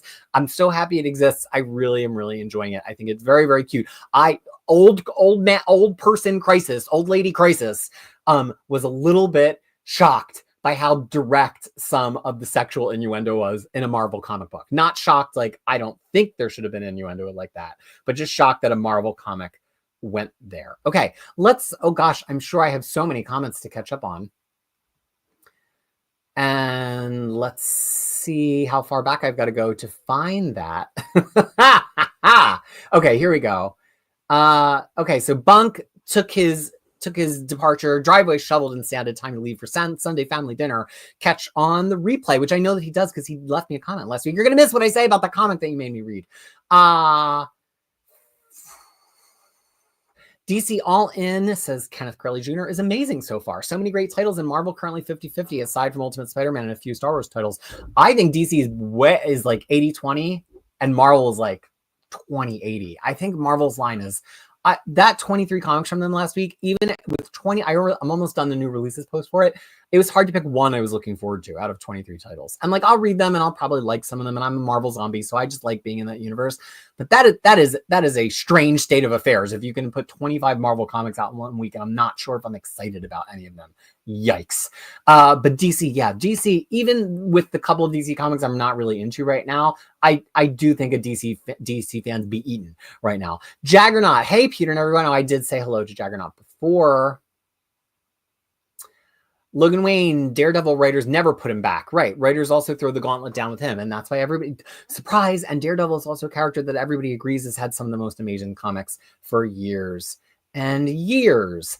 Next, Imaginat says, how would I personally overhaul the X line, even if just one title, if I had creative, editorial, publishing, carte blanche, whatever I wanted? That to me feels like a whole video. You're trying to get a whole video content out of me in 60 seconds. I think I would go to a place where it wasn't a fixed team and it was a lot of characters moving in and out. Everybody says they're going to do that, and that's always a lie. Mark Waid's the only person who actually does that when he says he's going to do it. So I think I would be that. And I think to me, it would have to be a lot more like what MYX was at the beginning. Like, I just want to see the mutants living their lives, but having conflicts. I think I would try to do all 2 and 3 shot stories, but it would have an arc to it. Maybe the arc would be every like 12 to 18 issues. I don't know. Anything past that, Marvel's got to pay me. Novarg, these movies where Sophie Turner played Jean, the creators of didn't even know what the X-Men are about. Yeah, I think at some point, that's why I say I'm a comics fan, not a comics movie fan. I think at some point, comics movies are just about cashing that $1 billion check at the box office. And sometimes you get people that are super, super passionate about the comic property making the movie, which is amazing, but often you don't. And so I'm like, why would I not just read the comics? What up, Max Appleman? He has a new Beetle Bop. It is my favorite song of all time in my life on his channel this week. So Max is an admin. If he wants to put a link to that in the chat, he is very welcome to, and I will highlight it. Or you can just go to Max's channel and watch him playing my favorite Beatles song of all time. I'm trying to get Max to do some early Beatles. which I think he tends to be wanting to do middle and late Beatles more for these Beatle bops, but I gave him some favorite early Beatles that I would like to see, a Beatles bop. Renzo Novatore saying hi to everybody. Hayden, my friend, sorry I'm late, but I wanted to thank you for the WoW Presents and the VPN tip. Yes! Now you're putting it to good use, not good sue, hopefully. Hopefully you're not being sued because the VPN will protect you. I have a favorite Drag Race recap show. Maybe if you watch Drag Race, you watch IMH show, in my homosexual opinion, with Darby and Alexis P. Bevels. And they do ad reads for Surfshark that are so funny that I would watch a compilation just of the ad reads. Isn't that fun when you're a podcaster or whatever, people do ad reads that are like funnier than the actual content? I don't know if I could do that. I don't know. Because I'm so like say the thing the same every time that I don't know if I could get deep into one of my flights of fancy on an ad read. That I know I'd had to, that I have to do well for an advertiser. But would I ever even take an advertiser? I don't know. I'm very strident about that stuff. Too much Ani DeFranco in the 1990s. James Abel enjoyed the panel layouts in Absolute Batman, but the issue felt like all action. I wanted more character development. And that's my thing. It just doesn't feel like a different enough character. So just giving me action is not like giving me that full fantasy. Stephen Patterson says, so up to now, everything outside of my top 10 apparently sucks. When did I say that? I did not say that. There's things that just slightly slipped out of my top 10 that I almost did a top 12 this week because the stuff at 11 and 12 was killing me that I wouldn't get to highlight it in that way. No, I was saying to Max actually last night on in chat that I think I have a solid top 30 right now. I have 30 ongoing series that I think I could heartily recommend. And then probably another 20 or 30 after that, this year, that I think I could say, well, if you like this, you might like it. And then, but I think I'm coming up on having read 200 unique series so far in 2025 that have come out in 2025. So that's a pretty good ratio. That means I'm like 50 or 60 deep that are like recommendable in some form. The best was in 2019 when I truly read every comic. I had 125 comics in my top 10 or my top countdown at the end of the year. And I literally could strongly recommend even the 125th comic on the list. That to me is like ideal flow state. So hopefully by doing all the reading I'm doing right now, at a point, I could literally just run a scroll of 100 comics that I recommend on the side. Maybe I'll start doing that. I can just make a video that's just the scroll of the Star Wars style of 100 comics that I currently recommend. Wouldn't that be cool? I think that'd be cool, but I do not like doing video production. So we'll see. Okay. Greetings from the Netherlands, a second Netherlands viewer, Kevin. I actually met somebody here in New Zealand from the Netherlands on Saturday. I went blueberry picking for the last day of the season, and the person who was were doing their like summer work abroad internship thing there was from the Netherlands, and I don't know the names of any cities in the Netherlands where any of my friends live. I had forgot Max's city. So Kevin, you have to tell me what city you live in if you care to share that personal information, which I absolutely will not use to steal your identity. And then next time I meet somebody from the Netherlands here in New Zealand, I can say, oh, there's this person, Kevin, who watches my videos, and they're from this city, because I will absolutely retain that knowledge. James Abel says, all new Venom 3 was okay. Not much happens in it. It was all action, nothing else. I'm getting a feeling that Paul might be Venom. Okay. Wow. Blew my mind, James. You blew my mind. James and I are back in divorce proceedings this week. But maybe. I don't know. It's only 2 comics. It's hard to say.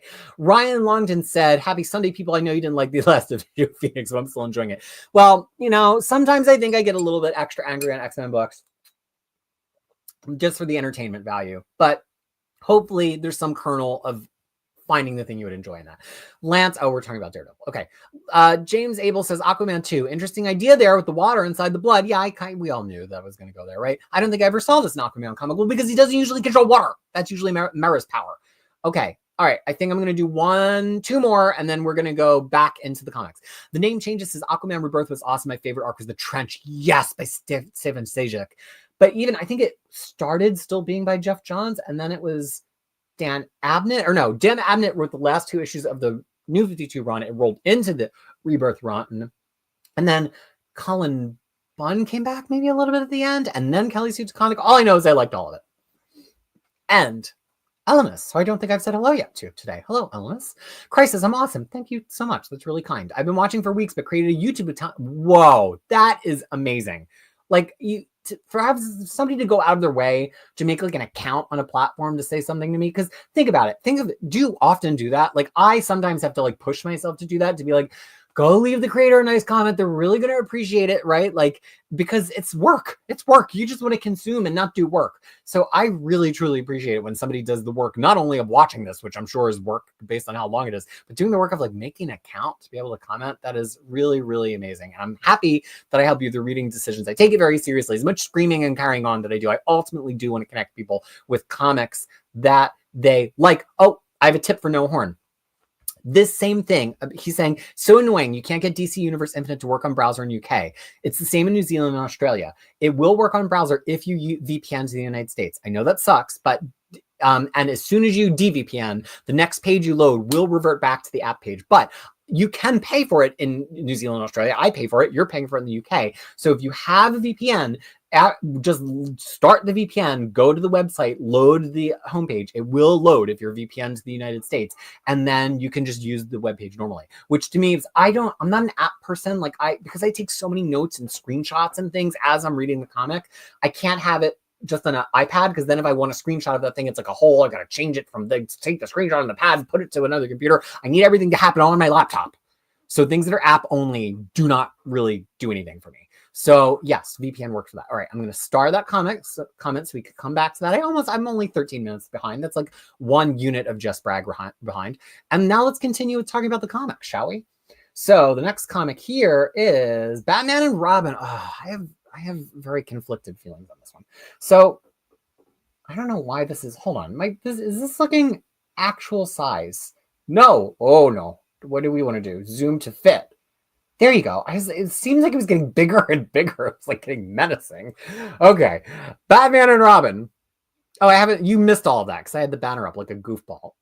The timer was the wrong size and it was just getting bigger and bigger. But I fixed it because I am a producer. Okay, Batman and Robin. So this is by Philip Kennedy Johnson. It is art by Carmen Jean Domenico, just for Flashback. Most of the art by Javi Fernandez and Miguel Mendoca. Colors by Marcelo Mayo. Letters by Steve Wands. I don't think Philip Kennedy Johnson understands Damon. I think Damien. I think he's trying. I think he has an idea of who Damien is. It feels so wrong to me as somebody who's read almost every character with this comic with this character, and it truly does love him. Maybe you feel differently. However, also in this issue, we had Red Hood for a while. Philip Kennedy Johnson wrote Red Hood perfectly. Like, get him on a Red Hood book or a Red Hood and Batman book now. But I don't think he really gets that. He's trying to do this thing where somebody from Batman's past is there investigating, but she's a really good detective, and Damien doesn't realize how much he's revealing to her, and so she's starting to figure out their identities. Like, it just doesn't. And then Damien's going to quit being Robin because one little kid got hurt one time. I just don't buy it. I don't buy any of it. So there is this really cool beat of, there's this like arsonist serial killer that Batman once investigated in the UK when he was undercover just as Bruce, but not even as Bruce, like as an assumed identity, or maybe not. But when he was doing his travels before he was Batman, and is that killer in Gotham? Why would he be in Gotham? Did Bruce know who it was all the time? That whole mystery part of the plot is working really, really well. If this was a detective comic story, I actually be really into it. I actually like how terse Philip Kennedy Johnson is writing his Batman, but the Damien is rubbing me so wrongly that it's really making it hard for me to appreciate this. Also, the Red Hood in this, he had this amazing monologue where I'm not going to spoil it for you, but he talks about how every kid's sidekick to Batman has that moment where it gets too real. And that for him, it wasn't even getting beaten to death by a crowbar. It was a totally other moment. And it was so good. And I was like, oh, because Philip Kennedy Johnson loves writing about trauma and abuse. So like Red Hood would be the perfect Batman character for him to write about. Damien, I think, he's trying to do his trauma porn that he always writes for every single comic on Damien. And it just doesn't work on Damien. I've been trying to get there for weeks and I finally got there. Okay, Batman Dark Patterns. This comic is so, if you like Batman at all, even a little bit bat curious, and you're not reading a Batman comic right now, pick this one up. Dan Waters writing, Hayden Sherman artist, Triona Farrell colorist, Frank Sedovic letterer. It is incredible. And the great thing in this issue was not only the craft, which was so strong. I mean, we're going to look at the interior pages in a second, but it wrapped up the story. Like, there's more story to tell. There's more places to go. But in terms of the Wound Man just like learning who he is and solving the mystery, we got there in this issue. It felt incredibly satisfying. I was like, whoa, yeah. Even though it was only 3 issues, even if there's more story to tell, I felt rewarded. You got to reward people, even if you're doing a 3-issue arc, a 4-issue, a 5-issue, a 6-issue arc, or just 1 issue. Somebody's got to feel rewarded for coming along in the story. You can't just tell them here in this panel is where you feel the reward, because I'm expositing to you right now. So I loved it for that. And it's the page layouts are so cool. The violence is scary without being brutal. I loved seeing Batman in the suburbs, which to me is just funny. I love the way Hayden Sherman draws these little gothic curly cues of his cape. I love this page layout, how like it's Gordon looking at his phone, but then there's an inset of the window that Batman jumped out of Gordon looking at his phone. This is a really good, well done early Batman, which I call your 1.5 or your 3. Sometimes I think this is more like 1.5.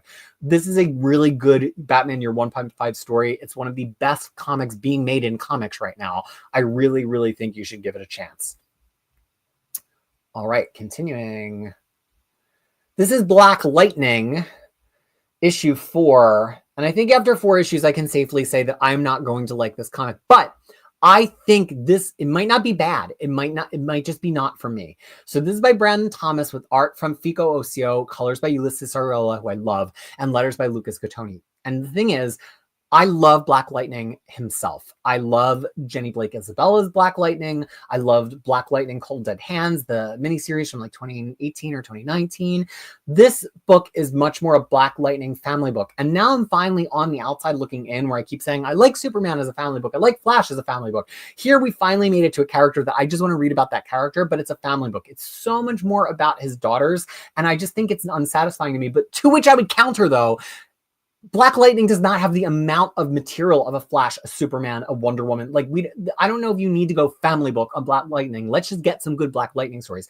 Also, the art is just confusing. Like this, it's trying to do this thing where it's intercutting between 2 different conversations at 2 different times with 2 different rhythms of inset panels. So the first inset panel is the other conversation, but then the second inset panel is this conversation. But then the third panel is the result of the other conversation. It's just too tricksy. Like Fico Ocio is good. I've seen them be good on other stuff. But I just think I don't think the script is good enough to be executing that. I don't know if the art in this is good enough to be executing that. I don't know if the story is interesting enough to be executing that. Like if you're going to be doing this tricksy stuff, like you're not Hayden Sherman on Absolute Wonder Woman and Batman Dark Patterns. Maybe if this was a little bit more sequential and it just gave the characters more room to breathe and feel their emotions in these panels. I like how not decompressed it is. I like how compressed it is. I mean, there's a lot of dialogue to get on the one page, but at points I just found that I couldn't even follow what was happening. And I do tend to read pretty quickly, but when I'm not following, I will slow down and try. And if I slow down and try and I'm still not following it, then you're not doing your job. But I think if you like Black Lightning's daughters a lot, if you come from the TV show, if you're not like me who are just like, why won't they let Black Lightning be the star of his Black Lightning comic? I think this will still work for you, especially if you have a really good sense of who the daughters are and their personalities and how they're different from each other. I think because I don't know them as well as characters, this is not landing for me as much as it would maybe land for you. I didn't read the body trade. I'm not a big fan of Zach Thompson. Does look pretty cool, but I've learned my lesson and I'm not going to read his comics just to yell about how terrible they are. Long ago, I thought I had learned my lesson about Jason Aaron, but this man keeps surprising me. Bug Wars, you could not have a better creative team. Mahmoud Asrar, Matthew Wilson, and Becca Carey. Like that is the biggest team of first stringers, best in class, best at their job you could have. I loved this comic so much. I mean, it was number 3 in my top 10, so we've been new, but I loved it because it started out in this field, like just like these are bugs and they're having a war, but there's tiny people too, little itty bitty people. So there's bugs and little bitty people, and it implies so much lore within a couple of pages, which I am a whore for lore in the same way I'm a whore for shared universe. Shared universe begins with lore, right? Got to be a whore for lore before I can be a whore for shared universe. But then it zooms out, literally, because we're on the people scale, and it's this family who has to move back to their house where their father once lived, and ultimately the place where he passed away. The older son remembers him passing away and the horror of it. The younger son doesn't really. The father is an entomologist, and so the son loves bugs because he doesn't remember the father as much and he wants to be close to his dead dad, but the older son remembers the dad and the bugs, and he doesn't want anything to do with bugs. Eventually, this family drama gets collides with, I didn't do more pages, collides with the bug drama, Tiny, in the backyard in a very, very pleasing way. Maybe it's the thing you would expect, but it's called Bug Wars. Like, it's not going to totally turn you on. They're going to be bugs. There's going to be wars. But I just think it took time to develop all the human characters so much that I really felt like even the mom, she's the beleaguered single mom. Like, we've seen that character so many times in comic books, but even for her, she felt like so big and fully realized to me. Both of the sons felt really fully realized. And then this huge, crazy bug world felt fully realized. So to me, that's so satisfying. And there's so many like fun, scary, loving, family, brotherly beats in this that felt so true to me. So I'm into it, man. I think Jason Aaron is experiencing a renaissance. I think he's putting out some of the best comics he's put out in years right now. Seeing him do indie stuff, seeing him on Absolute Superman, seeing him on TMNT, love it. I am happy to come around on Jason Aaron now. Maybe one day I will also come along on Zach Thompson. I'll check on him periodically, but I don't need to read every series. But Jason Aaron, when he's in one of these good streaks like right now, like, and that's how I felt about him during Thor God of Thunder back in 2013, I will try everything. So I'm like, oh, he's on a streak. Okay, so next we have Cable, Love and Chrome.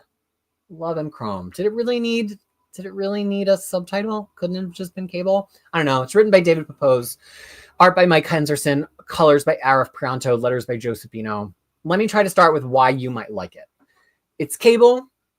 It's Cable. He's in the future, doing future stuff. It's not mutant-y. So if you're one of these people who liked Cable in like the middle of his 1993 run, like the 50s through 60s, 70s, where it was not as mutant-y and he just had his huge own arcs more separated from X-Men stuff, it's that kind of book. So you might enjoy that. It's also very kind of like dystopian. There's the resistance.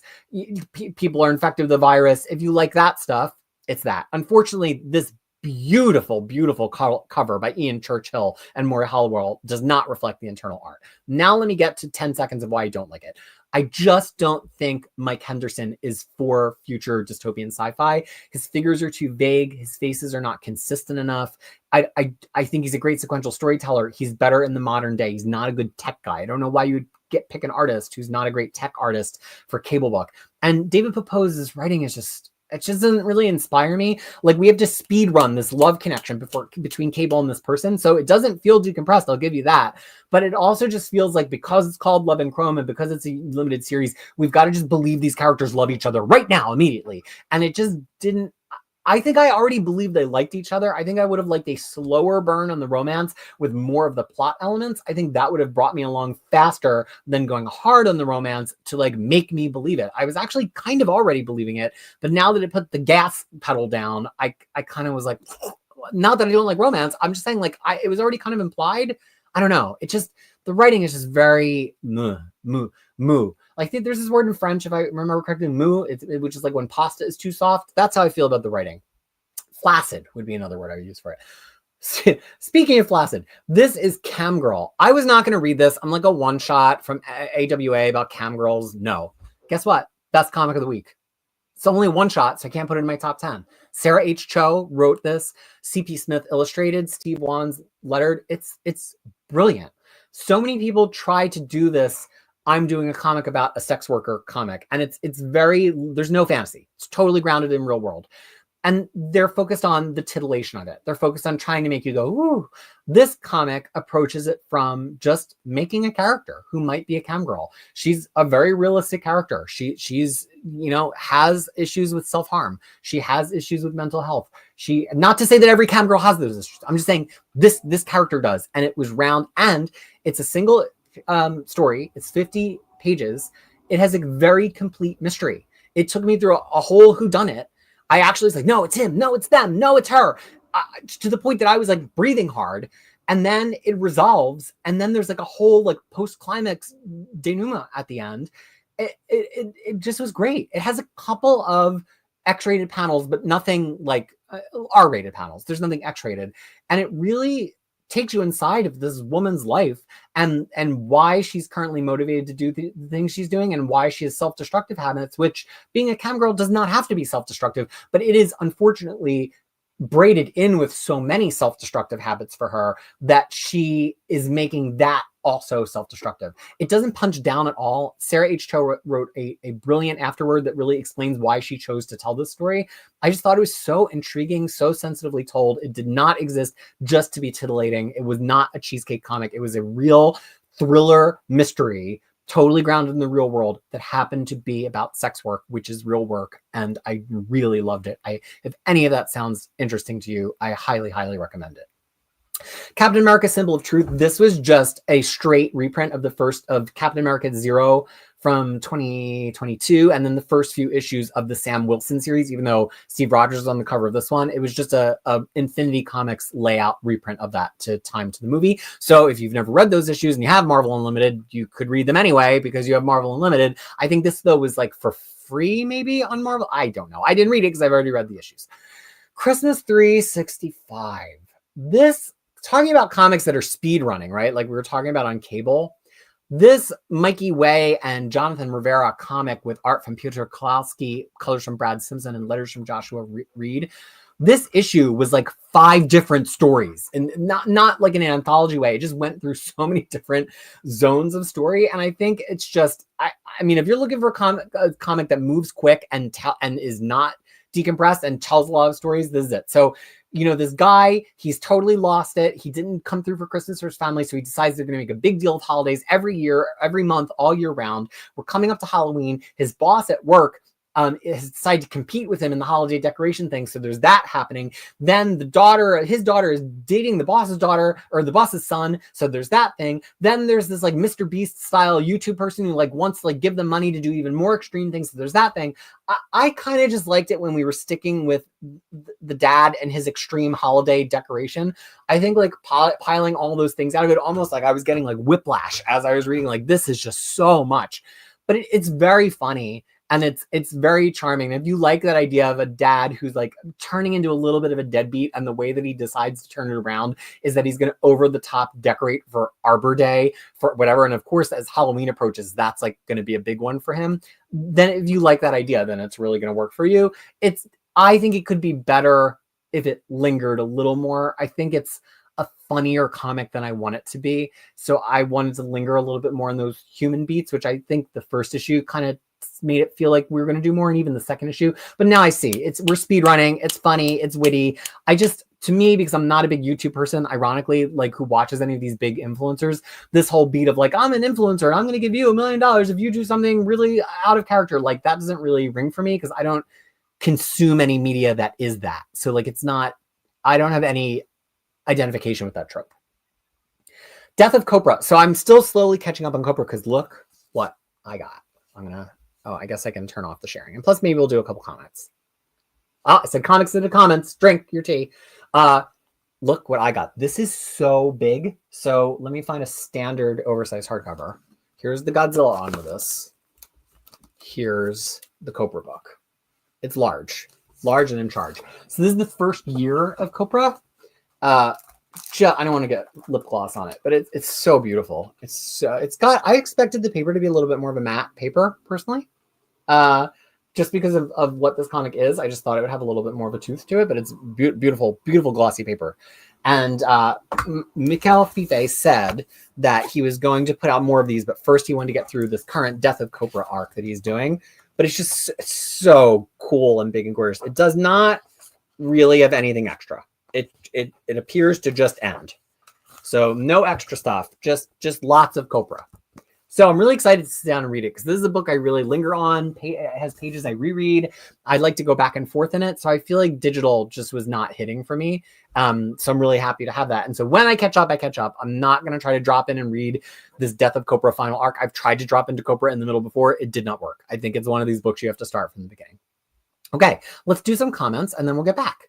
So a lot of people talking to each other. We love that. Have fun with your bad selves. Kevin Ork says Avengers Academy has been spicy since day one. I think the first, you know what? At first it seemed like it was just going to be like a crush romance comic. What is that word that I can never say? Yaoi?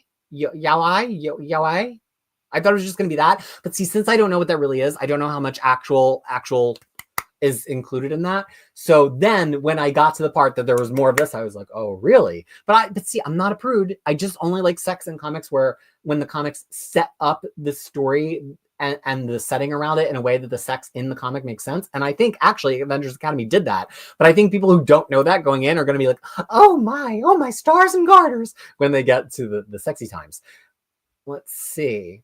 A lot of comments. People are just talking about Mac Pros and Marvel Unlimiteds and all sorts of things. I do need a new Mac Pro sometime soon. My old Mac, this is so frustrating.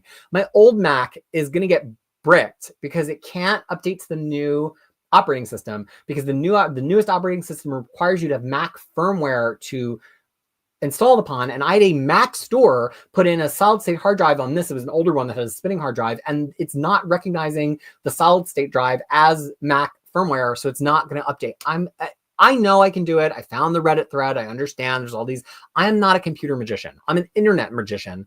I can on a web server, I can make it jump through some hoops. I'm not like that with physical hardware. So I'm so frustrated because that's like my backup Mac for the next time I inevitably spill a glass of milk into this keyboard so that I can still stream the next day. And so once it gets like it can't be updated, then I can't have the newest Chrome. So I'm very frustrated right now, and I need a new Mac anyway. So I'm like trying to make the old Mac work, and then I'm trying to shop for a new Mac, and it's all just going very badly. Okay. What's my favorite non-X-Men related superhero team? Maybe the Titans, now that they're not the Teen Titans anymore. I find that but it's funny because I've never read any classic Titans ever. So I'm excited to read it in Finest. It's just like a gap in my knowledge. But yeah, I do enjoy the Titans. Who else do I really like? Marvel. That's non-X. I feel like I'm missing something really obvious that I really, really love here. Oh, Wildcats. Yeah, Wildcats. Cyberforce to a degree, and Stormwatch. I love Wildcats and Stormwatch. I actually have never read all of the Authority. Like I've been through it for guides, so I'm excited to finally sit down and read that this year. But yeah, Wildstorm teams. I think Wildstorm really did teams really, really well. Kenneth Crayley, who is my favorite Superman actor? I guess Christopher Reeve.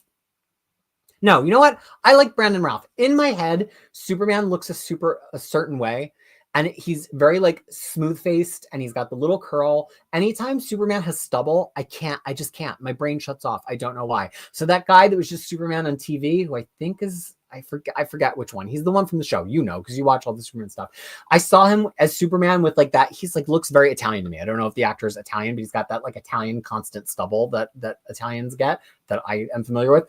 I was like, that can't be Superman. Superman doesn't have that much stubble. He's got the laser. He uses his laser vision on a mirror and he cuts it all off. So yeah, I like a really kind of like baby face Superman, not young face, but just smooth looking. And then I grew up on Christopher Reeve. So like to me, he's kind of the Superman, but he was a little old. I never read him as being as early into Superman. Like I love the original Superman Richard Donner movie. He seems a little too old to just be being Superman, even at that point. So Brandon Routh actually really worked for me, but I can't remember if I liked his acting as Superman or not. I can't recall. Okay. Wow, people are going in about talking about all the Macs and MacBooks and things. So here's the Beetle Bop in my life. I know you can't click that here on the video, so I'm not actually helping you. But that if you go to Max Appleman's channel, you can watch this. Next, Imagine Now, thank you for finally answering my question about A Nutshell. And please doing either solo episode or roundtable episode with VFC about it at all. I don't know what that question was, so you will have to remind me. I'm sure it will make sense when I go back and read the comments.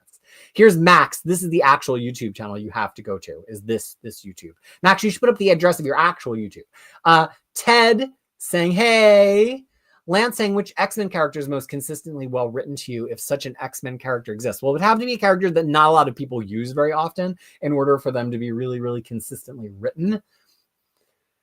I mean, I guess I could cheat and say somebody like Boom Boom, who's like always so goofy and funny that they're always off to the side, but it's going to be somebody that people only use with purpose, like Legion or Chamber. Like it's going to be somebody that only somebody who loves them would ever use them.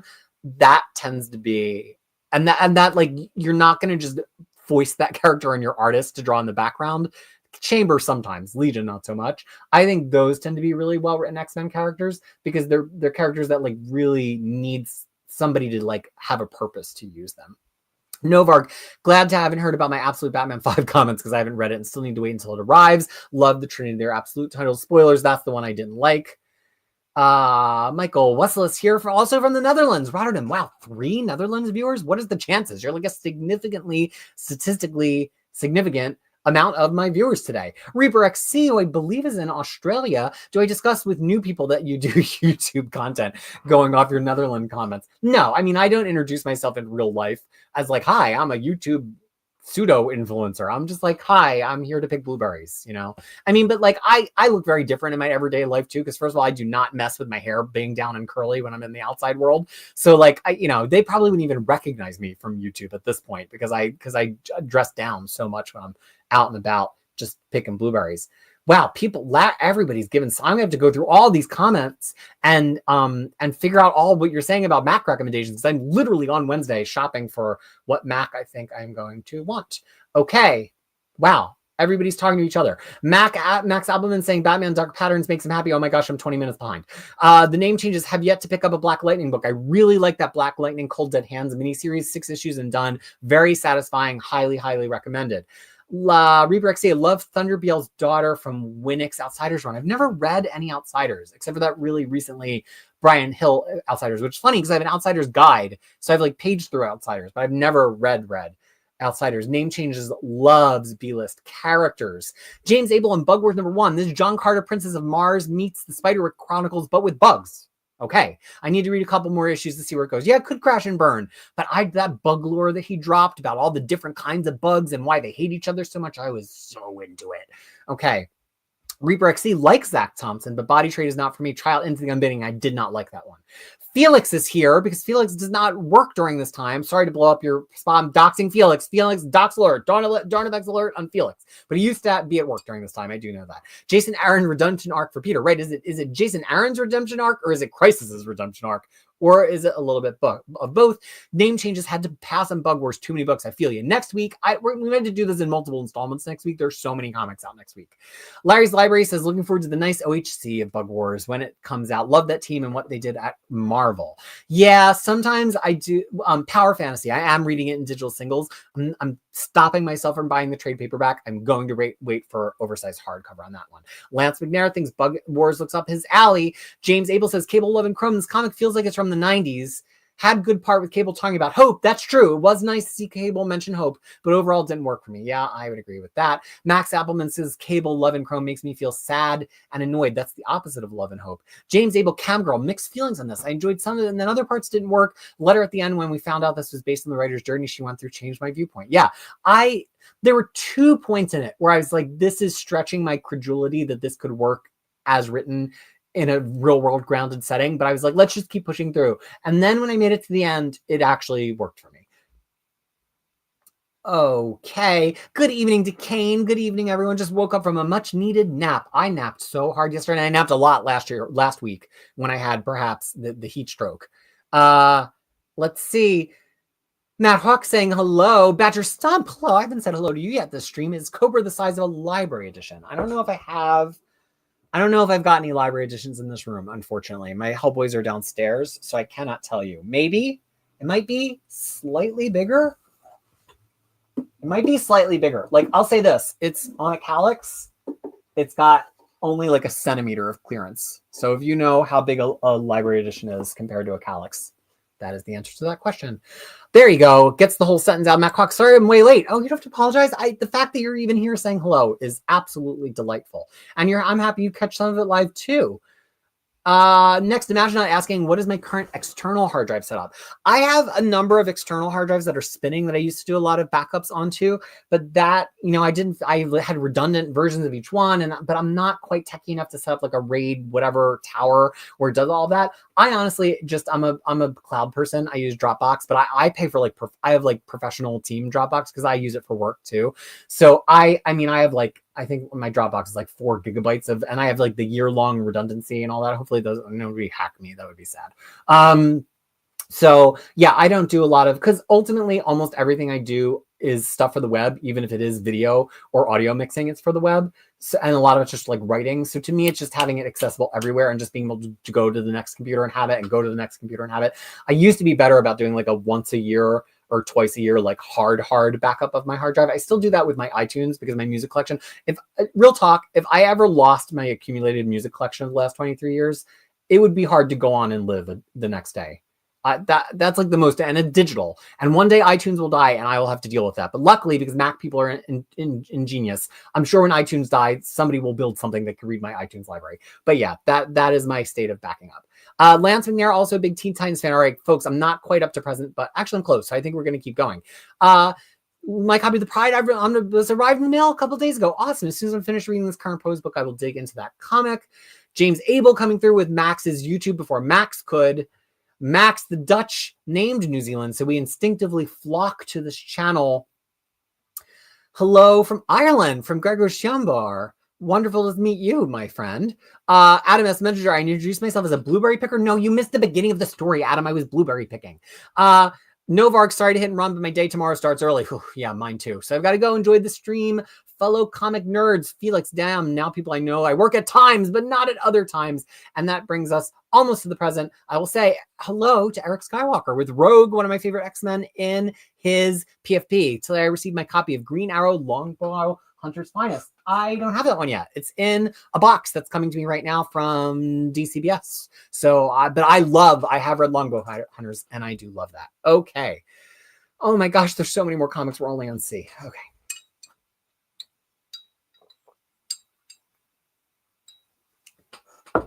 If I missed your comment in that go round, it might be because you added somebody else. My policy is if you're adding each other, that is just between the group of you. And so I'm not going to put that up on screen. So I'm not going to deep dive into your comments adding each other. I'm trying to give you a little sheen of privacy here in the comments of the live show. I didn't read this Creepshow in Love comic. I think Max did though. So if Max has a comment about it, I'm happy to highlight that. I had Mirka Andolfo, Patrick Horvath, who did Beneath the Trees Where Nobody Sees, and also Yul Pyongyang and Pure. We'll go with James's review. Good artwork, but what a disappointment. Mirka Andolfo and Patrick Horvath on a comic, but the stories are so weak, I want my money back. I've heard other people saying that as well. Okay. Next, we have, I didn't read this, Cyberpunk 2077, Psycho Squad. Anytime there's a colon and I don't already know what the thing is before the colon, I'm like, this is confusing. I don't have the time. It's probably some IP that I don't know about. I don't know why I got such a low-res version of this. DC Vampires World War Darkness and Light is a one-shot that's part of the current DC Vampires World War thing that's happening. And I just focused, that's Alfred. I know it looks like Sinestro because he's got a little mustache, but it's actually Alfred. So it focuses on Alfred as Green Lantern and Diana as a vampire, but I'm not reading this separate continuity. Although I do like vampires, maybe I should try it. I don't know. Does anybody like it? Now we come to Deadpool. I have come around on this comic so hard. It's not quite in like my top 10 yet, but I just love it. Every time it's getting closer and closer to the thing that excites me the most. Cody Ziegler, of course, writing, Andrea DeVito as artist, Guru EFX color artist, and Joe Sabino on letters, and this great Taran Clark cover. What a great cover artist Taran Clark is. So this is going into a direct crossover with Miles Morales, but it's so rooted in what's been happening in Deadpool, so it really feels like it makes sense. This is great because we've got Deadpool and his daughter back. That art is so good. Like really, really great. Deadpool, you've got to figure out a way how to do the expressiveness with the mask, and I really, really feel like Andrea DeVito nailed it. But also just so many great, funny, heartfelt conversations between the daughter and Deadpool and explaining who they are without recapping everything. Also, of course, the daughter is aghast that they're trying to kill Miles Morales, but then they try to kill Miles Morales and it doesn't work. So now they're in a fight with Miles Morales and it's going to continue into his comic next week. Super, super charming. I still think it would be better to pick up this Deadpool run from last issue because I feel like last issue explained a little bit of like where everything is and was like a good status quo reset. So that was issue number 10. You could easily pick up with number 11, but I think number 10 would really kind of just tell you where we stand. Love it. Love it. So because I love you all so much, I actually sat down and read this entire Rob Liefeld Deadpool Team-Up miniseries with writing, God help us, and art by Rob Liefeld, colors by Juan Manuel Rodriguez, and letters by Joe Sabino. Here's the thing. If you like Rob Liefeld doing his Rob Liefeld thing, this book is just Rob Liefeld drawn pinups. And then wildly overwriting a story to very vaguely link together what's happening in those pinups in a story. But it's pinups. It's Liefeld pinups colored particularly well. And some of them have feet. But the story makes no sense. I mean, it hasn't made sense at all. It's not even a proper team-up book. It's literally just whoever Rob Liefeld wants to draw a pinup of. There's no like real teaming up happen. Kind of Shatterstar is teaming up, kind of Wolverine is teaming up, but a real proper Deadpool team-up book that just had a real team-up with him and another character every issue would have been fun. But Rob Liefeld's not going to do that. And then Rob Liefeld, because he's supposedly quitting the pool, he's never coming back. This is the end. He actually does a self-insert page where he draws himself talking to Deadpool, and he's like, my name's Rob. We've met a couple of times. And Deadpool says, pretty sure we never met. But I'm obsessed with the two different ways he draws himself. Like he tries to do this very realistic version of himself here, but then here he just draws him with this general Rob Liefeld face that makes me laugh so hard. And then the issue, like the conflict with the dragon, that sometimes he draws with a fat, chubby neck and sometimes with a long serpent neck, but it's the same dragon, which I thought there were two different dragons for a couple issues. So I was really confused. Then it resolves, and literally then it's like, and then Poochie went back to his home planet, but he died on the way to the end. Like it just so abruptly, because the story was never the point. It was just a Rob Liefeld pinup comic. Deadpool and Wolverine. I'm still very conflicted about how I felt about this Benjamin Percy comic book with art by Joshua Cassara, who I love, colors from Guri FX, and letters from Joe Sabino. Here's the thing. I absolutely despise how Ben Percy writes Wolverine. We've been through this. Tyler and I just never liked it from the start. It was 50 issues during Krakoa. It was enough. So every little bit of Wolverine in this, I hate. Also, he has Maverick say bro. Maverick would not say bro, okay? He just, I don't care if you're the prominent writer of Maverick for the last 6 years and I've decided that what you've decided is wrong. However, Benjamin Percy writes such a good Deadpool. He just gets it. He gets exactly the level of silliness that Deadpool should live on. So I'm having this whiplash in this comic where like the Deadpool stuff to me works so well. And then as soon as it cuts back to Wolverine, I'm like, God, shut up. But there's this great panel on this page where he says, Wolverine says, wait, are you straight? And he means like, is your head okay? Because he's having this mind control thing. And Deadpool responds, my turn ons include anything with skin. Also, fruits, sea anemones, and the Washington Monument. So good on Ben Percy for making Deadpool's pansexuality on page canon with those two panels. It's a fine comic. I mean, you're here for the Joshua Cassara art. And let me tell you, it's getting to the point where Joshua Cassara's art's getting so glossy and refined that it almost doesn't feel like him anymore. Like I liked how like weird and wide everything looked like with him, almost like he was using like a wide angle lens but too close to people. And I enjoyed that aspect of his art. And here, I think it's starting to just look like high gloss Marvel house style art, which is not really what I'm here for. So ultimately, look, Tyler and I are the only people that hate Benjamin Percy's Wolverine as much as we hate Benjamin Percy's Wolverine. So I don't think you're going to like totally despise it the way that I did. And so for that reason, I think you'll just have a lot of fun reading this comic. Okay, Dick Tracy. So remember the other week when I was saying how much I hated Dick Tracy and maybe this creative team shouldn't be writing Dick Tracy? Well, here's what I discovered in this issue. First of all, this has a huge amount of co-writers. Alex Zagoro, who's writing the main series, along with Michael Moriarty, both write this one, but they also are co-writing with Chantal Amy Osmond, and maybe she's the secret weapon, because this was amazing. But here's the other thing. It's a one-shot story. It's actually two stories, because there's a Steve Orlando story as a backup that was a little bit of like a fourth wall breaking comic about comic story. I didn't like that as much, but the main Dick Tracy story here was great. You don't need 6-issue arcs to tell a Dick Tracy story, Alex Zagoro. What the hell are you doing? You've had so many chances to do this, to tell one story about one kind of signature villain and one mystery that Dick Tracy unravels. The point that they used to be able to tell Dick Tracy stories in 3 panels of a daily comic book strip, it's actually offensive that you're taking 3 to 6 issues to write whole arcs for Dick Tracy, when we could be just doing 1s and 2s like this one shot that's called like the Valentine's Day special that would hit this well. So if you've ever been interested in Dick Tracy, try this issue because it's great, but don't think that the main series is going to be this good, because it's a bunch of dragged out nonsense that just kills every villain who is vaguely interesting or recognizable. This is what Dick Tracy ought to be about. Hopefully we'll get something more like this if the comic survives into a second year.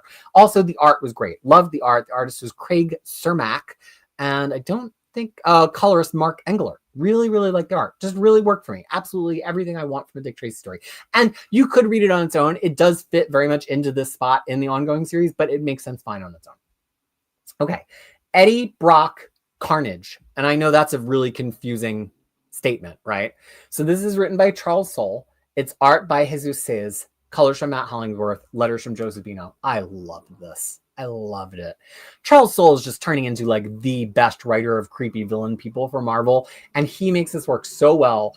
Eddie Brock had no choice but to combine with Carnage because A, he needed a symbiote, and B, you're going to let Carnage combine with someone else. So Carnage is helping him hunt down murderers, but he doesn't want to let Carnage out. But Carnage is a strong enough symbiote that he really can't just be kept in all the time. So he breaks out in unexpected ways. And when he does break out, it's on an airplane, and you don't know what's going to happen with Carnage in a enclosed space like that. So there's this really cool theme of the two of them kind of like fighting for control. It's witty, it's dark. There's a lot of really bloody, brutal murder that looked really good. Jesus Says is an artist who will always come through with hyper realistic art.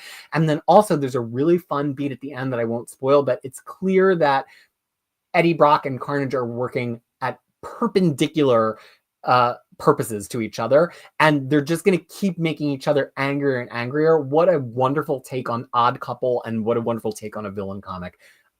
I love them talking to each other in their head, and Carnage has got his like little hat and waistcoat on, and Brock is just like shirtless. Like it's just there's just so many fun little elements of it. Really, really liked it. I'm not reading Feral from the creator of Stray Dogs, which is Tony Fleecs, but it's a very adorable but actually very scary series about stray cats who are also dealing with a zombie apocalypse, or is it just rabies?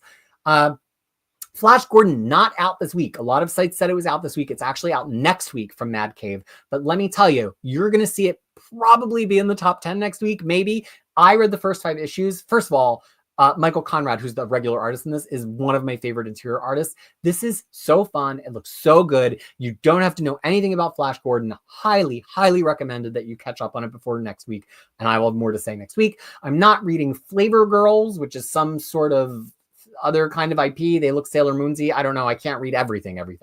I'm not reading Geiger, although I will say that Rockefellers is so good, and Rockefellers had that flash of how all the different realities of the Ghost Machine universe are connected. But I was like almost tempted to start reading Geiger again. You guys have been working on me too. One of you, is it Next Imaginon? One of you really likes it.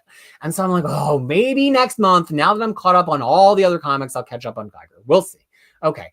Green Lantern Corps by my new fave, Jeremy Adams, and one of my all-time favorites, a person who I think should be the only person allowed to draw Green Lantern comics, and that is Fernando Pasaran. Also, this is a co-writer, Morgan Hampton, colors by R.F. Prianto, letters by Dave Sharp. This was really fun. It's putting the Corps in the field. It starts out with the Corps in the field. They go on a mission. They have this overarching mission of trying to find this new fractured spectrum person, the Sorrow, who's like existing in the spaces between colors. But the overall beat that's being played out here that I think really, really works is that the idea of a unified color spectrum that does specific things for specific colors and emotions, and you need the ring to access that, is broken. So now sometimes people are just having really strong emotions and they're manifesting lantern powers and kind of being their own battery. Really fun concept. Great art. Pasaran is so good. Really good colors. The one thing I'll say is the first 2 Green Lantern constructs we see John Stewart make in this book is he puts up a police shield, which feels very out of character to me. And then he makes a giant Superman. I tell you, Jeremy Adams usually is a pretty good grip on who all of the various lanterns are, and I'm growing to trust him, but that felt like 2 very strange choices to me. But that aside, I really, really like this. I think you don't need to know anything that's going on in Green Lantern. If you like the Corps and you like this art, you can absolutely pick this up and appreciate it. And it's pretty much every single lantern except for Hal. It's got Kyle, it's got Joe, it's got Guy, it's got the teenager, it's got all the alien ones, everybody except for Hal, which is the way I like my Green Lantern comic books. Next is Grimm Tales of Terror, and this is a series of one-shot horror stories that are kind of based on folklore, and I don't know if the folklore is real or imagined. This one really worked. This is why I pick these books up and I don't just give up on them. This was a terrific one and done spooky story. It's about this town where a lady used to kind of be a little bit of a Hansel and Gretel witch and offer kids candy. And supposedly back in 1900, she killed a bunch of kids. And so the town burnt her at the stake, which is a little 1900, a little bit late for burning witches at the stake, but I guess it's never too early or too late to burn a witch at the stake. But then now we have a descendant of the sheriff of that time, who's a newspaper reporter, comes back home to be like, oh, maybe I can find like one interesting human interest story in my own town. And she stumbles into, maybe are these murders happening again? It's a complete story in one issue. The art is pretty solid by Daniel Manet. Colors are pretty strong by Juan Manuel Rodriguez, maybe a little bit shinier than I like. I don't really like when hair has that many reflections. Real hair doesn't do that. But written by Joe Bruscia, who's one of the normal brain trusts at Zenescope, and letters by Taylor Esposito. It's a fun one and done story. If you want to read a one and done, again, achieved a mystery in just one comic. Had me guessing about who it was, and then I was like, oh, when it got revealed. You can do that in a 30-page comic. It can happen. You don't need 6 issues and then to botch it super, super badly. It can be done in 1 issue. Okay. A little bit of tooth horror, though. Content warning for tooth horror. I am so excited to finally get to talk about Hack Slash. It's one of those comics I've always wanted to read and I never made time for. And so I was like, you know what? I'm not going to understand what is happening in this series because Hack and Slash is all one big continuity. It's been around forever. I'm actually working on a guide for it. Spoilers, because it's, there's been so many series that you could just get the hardcovers. But if you're not just buying the hardcovers, you do need a guide to like what has all come out. And so I was like, I'm just going to jump in. Well, I picked a weird place to jump in. This is Hack Slash mashed up with Body Bags, which was a story by Jason Pearson, who passed away a couple of years ago. And so it's sort of a tribute to his characters as well as the Hack and Slash characters, which were created by Tim Seeley and Stefano Caselli. And Stefano Caselli, who's drawing Black Panther, Ultimate Black Panther, is also drawing this. And the art is so cool. It's fun because Caselli is like unleashed outside of Marvel. So he's doing some Marvel house style stuff that just looks cool. By the way, amazing color by Kurt Michael Russell. But then also like doing some like different kind of expressive, more cartoony stuff. Again, the color on this page is so great. But the thing is, the Hack and Slash world I'm learning is so irreverent to begin with. It's so fast and loose with the quips and the scatological humor and stuff. And then Body Bags is like 5 times that. So there's like there's so much like borderline offensive, politically incorrect, scatological, biological humor in this, but it works because it never punches down anybody. If you're going to do that humor and do it well, it's got to punch across. And I think it does that. I was just surprised because I love Tim Seeley so much usually. And I was like, oh, I'm not used to Tim Seeley writing like this. I will say the first 2 issues did not make a lot of sense. And I can't tell if they were written badly or which I doubt because Tim Seeley is great. Or if maybe just because I didn't know anything about Hack and Slash or anything about Body Bags, it was like getting thrown in the deep end. This issue actually finally paused long enough to explain a little bit more of the Body Bags lore and a little bit more of the Hack Slash lore. So I actually did really enjoy this, but mostly because of the art. I'm really excited to go back and read Hack Slash from the beginning. It's very much my kind of BS. And I don't know if I'd recommend picking this up unless A, you're really into that very kind of pithy horror comic with lots of humor in the way I described, or B, you've been reading Hack and Slash all along. I don't think is the place just to drop in necessarily. I did not read this. I actually didn't even know it existed until seconds before the show. Looking at this, it looks like that breast, we should probably see a nipple, right? It's not just me. But anyway, I did not read that. What is it called? Heat Seeker Combustion. The thing is, people think because I like my cheesecakey heroes from the 90s that I'll read anything with cheesecake on the cover. But the actuality is I would get cheesecake comics in the 90s because that was the only way to get female protagonists at the time. That was the only way they existed. If you wanted Glory or Wonder Woman or whatever, like chances were it would look a little cheesecakey. I was not reading the comics for that. And so I have things that I like from that era that were cheesecakey comics, like Lady Death, because I bought them because they had female protagonists. Now that we exist in a world where women can be protagonists without just being cheesecake, a comic cover like this one, I'm like, what is this trying to sell me exactly? And I'll never know because I'm not planning on reading it. Maybe it's really good though. Like I've read some of these hard case crime books from Titan, and crime is not my genre. I'm much more of a Bunkmaster B thing.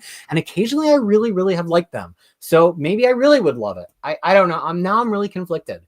Okay, I didn't decide to keep moving into Hexiles. It's a Cullen Bunn horror story about a group of illegitimate children of some kind of witchy, demony person who all come together and now they're being hunted. It just felt a little marginal. It didn't make enough of a case that I was going to be interested. The Hive was solicited to come out this week, and some people definitely read it. So I think maybe singles made it to some stores, but then Amazon Comixology moved it back to be released next week. So I think most of it must have gotten delayed. We'll talk about it again next week. Huge Detective also is supposed to come out this week and got delayed until next week. Exclusive Red Hulk or exclusive Hulk, Red Hulk Infinity comic is just an Infinity comic version on Marvel Unlimited of the original Hulk 2008 arc that introduced Red Hulk, again, to tie in with the movie. So I've already read that just recently because I just did a Red Hulk guide. Don't need to read it.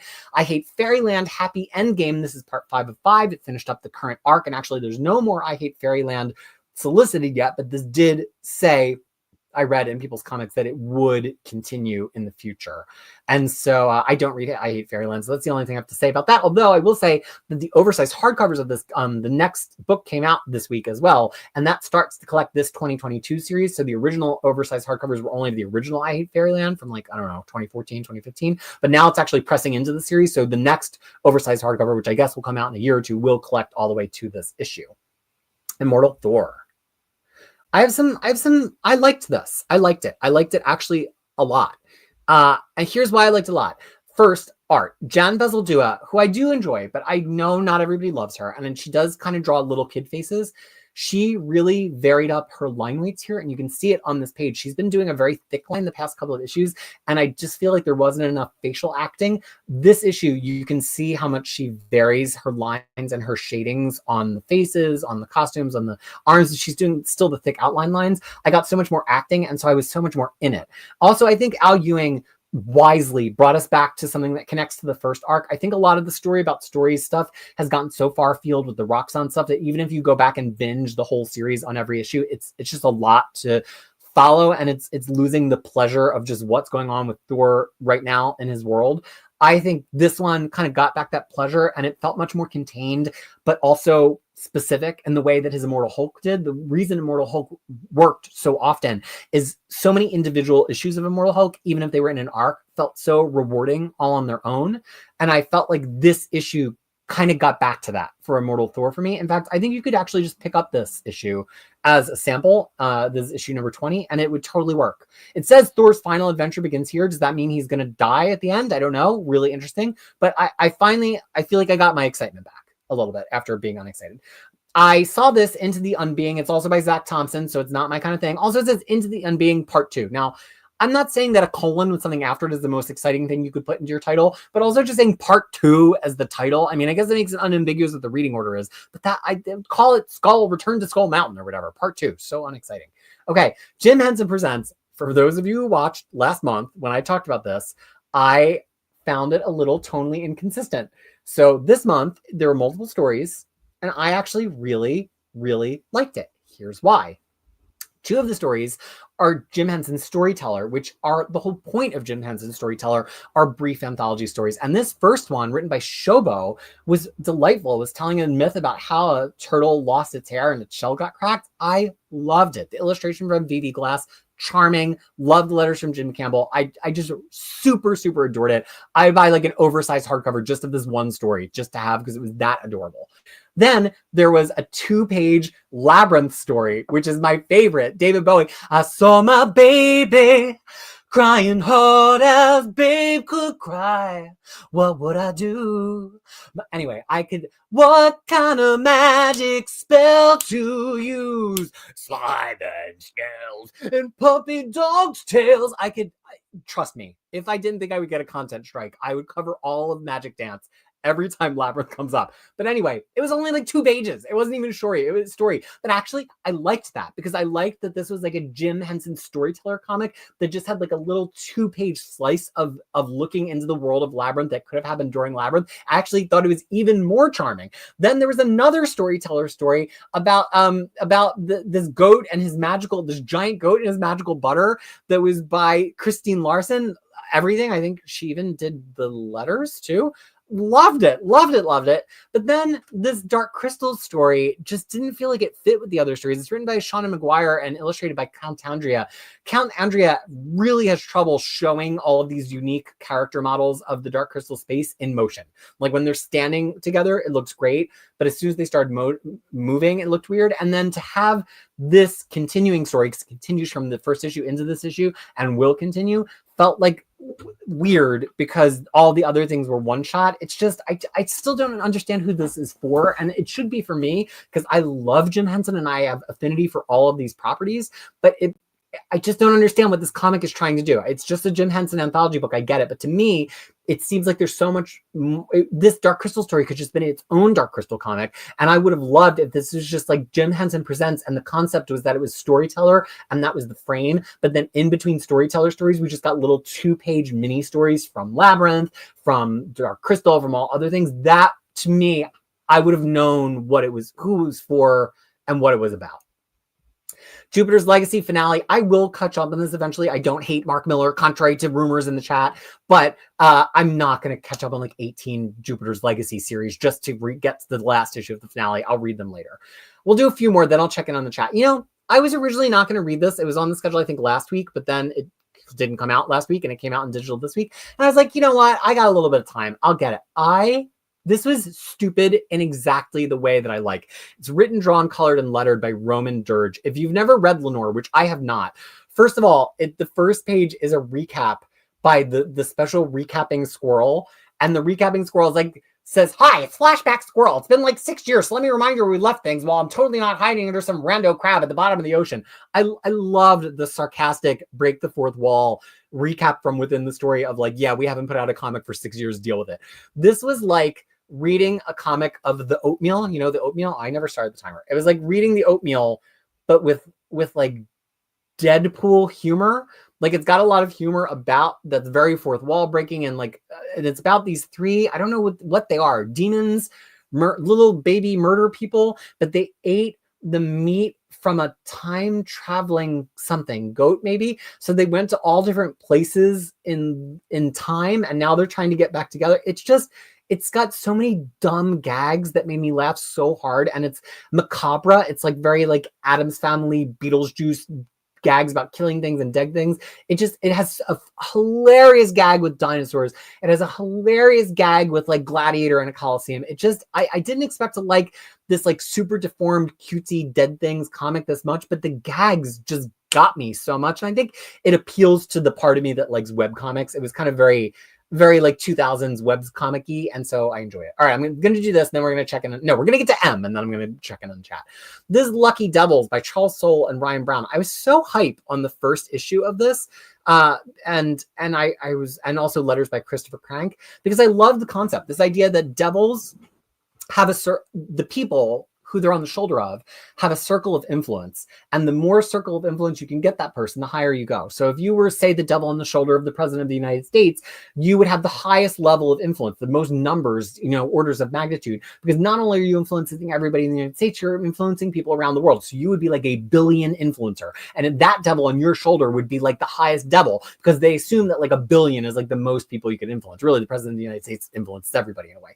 So it's about these two devils that have people that only influence 100 people, which is a decent amount, but it's like the lowest rung if you even want to be recognized as a real devil. And they're trying to move up the ranks. And so the conceit is, what if they just come clean to their people and they're like, look, we're going to stop trying to mess with you. We're going to stop making your life horrible. Just try to influence more people. You'll be happy. We'll be happy. And we don't have to be your devils.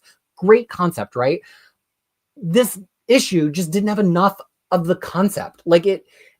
I like that this book has this idea of the devils are people, and we're going to follow the devils around in their devil town, but it had so much of the devils just like hanging out in their devil town doing nothing. It spent so many pages like establishing there's devils go on cruises. Let's spend 8 pages with this devil on a freaking cruise, that like I didn't get any of the fun of the people in the real world. And then when we did get this little caper of how the devils would influence the people in the real world to get them an order of magnitude up from 100 to 1,000, it didn't make any sense, because the thing that the devils like helped them do to like raise their influence wouldn't have let them influence 1,000 people. So I'm like, Charles Soule, I love you so much. You're such a cool writer. You have such good ideas, but like you're not keeping the promise you made to me in the first issue about the script. Like it's not doing the thing that the story is literally about. And it's not just an expectation thing. It's like the story is failing to do the thing that it says that it's doing. So I'm giving this 2 more issues before I drop it, because I love devil nonsense. And I think the concept is amazing, but it's got to actually deliver on the thing that it promised delivering on. Okay, Magic. First of all, screw this cover. Magic. Okay. I love this so much last month, and I'm rooting for it hard. Ashley Allen is a new writer. She's just been through DC's writer boot camp, but she's paired with a veteran artist in German Peralta. Great colors from Arthur Hesley, letters from Ariana Mayer. So Is it good? Well,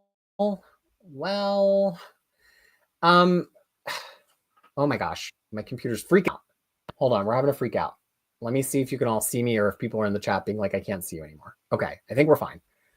Let me go back up to that. I think maybe just one of those images must have been really big. Okay. It sets up this very pat situation where like magic's in Japan, but then it makes us jump through so many hoops. She's in Japan. She's at a cat cafe. The waitress flirts with her. The waitress brings her to a show. Magic says yes because the waitress said people are disappearing. The show has it just gets through. It's very beginner writer to me. Like no shade about no shame in that either.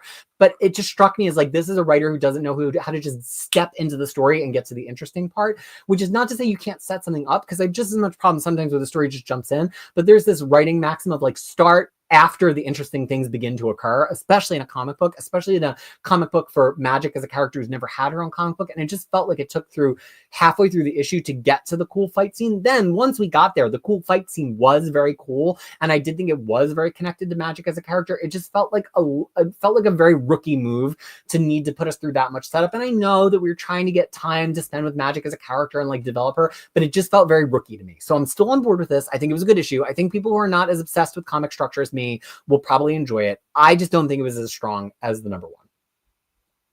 Marvel Mutts collects the 12 digital comics of Marvel Mutts, which were published originally in Marvel Unlimited from 2022 to 2024 or 2023 to 2024. It's got Miyazawa art and it's so charming, but you have to understand each one of the comics is just 12 panels. It's just a 12 panel gag strip. And that's it. And there's 12 of them. And so since each comic was only 12 panels, they can fit all 12 of them into this because altogether they would each only be like 2 or 3 pages.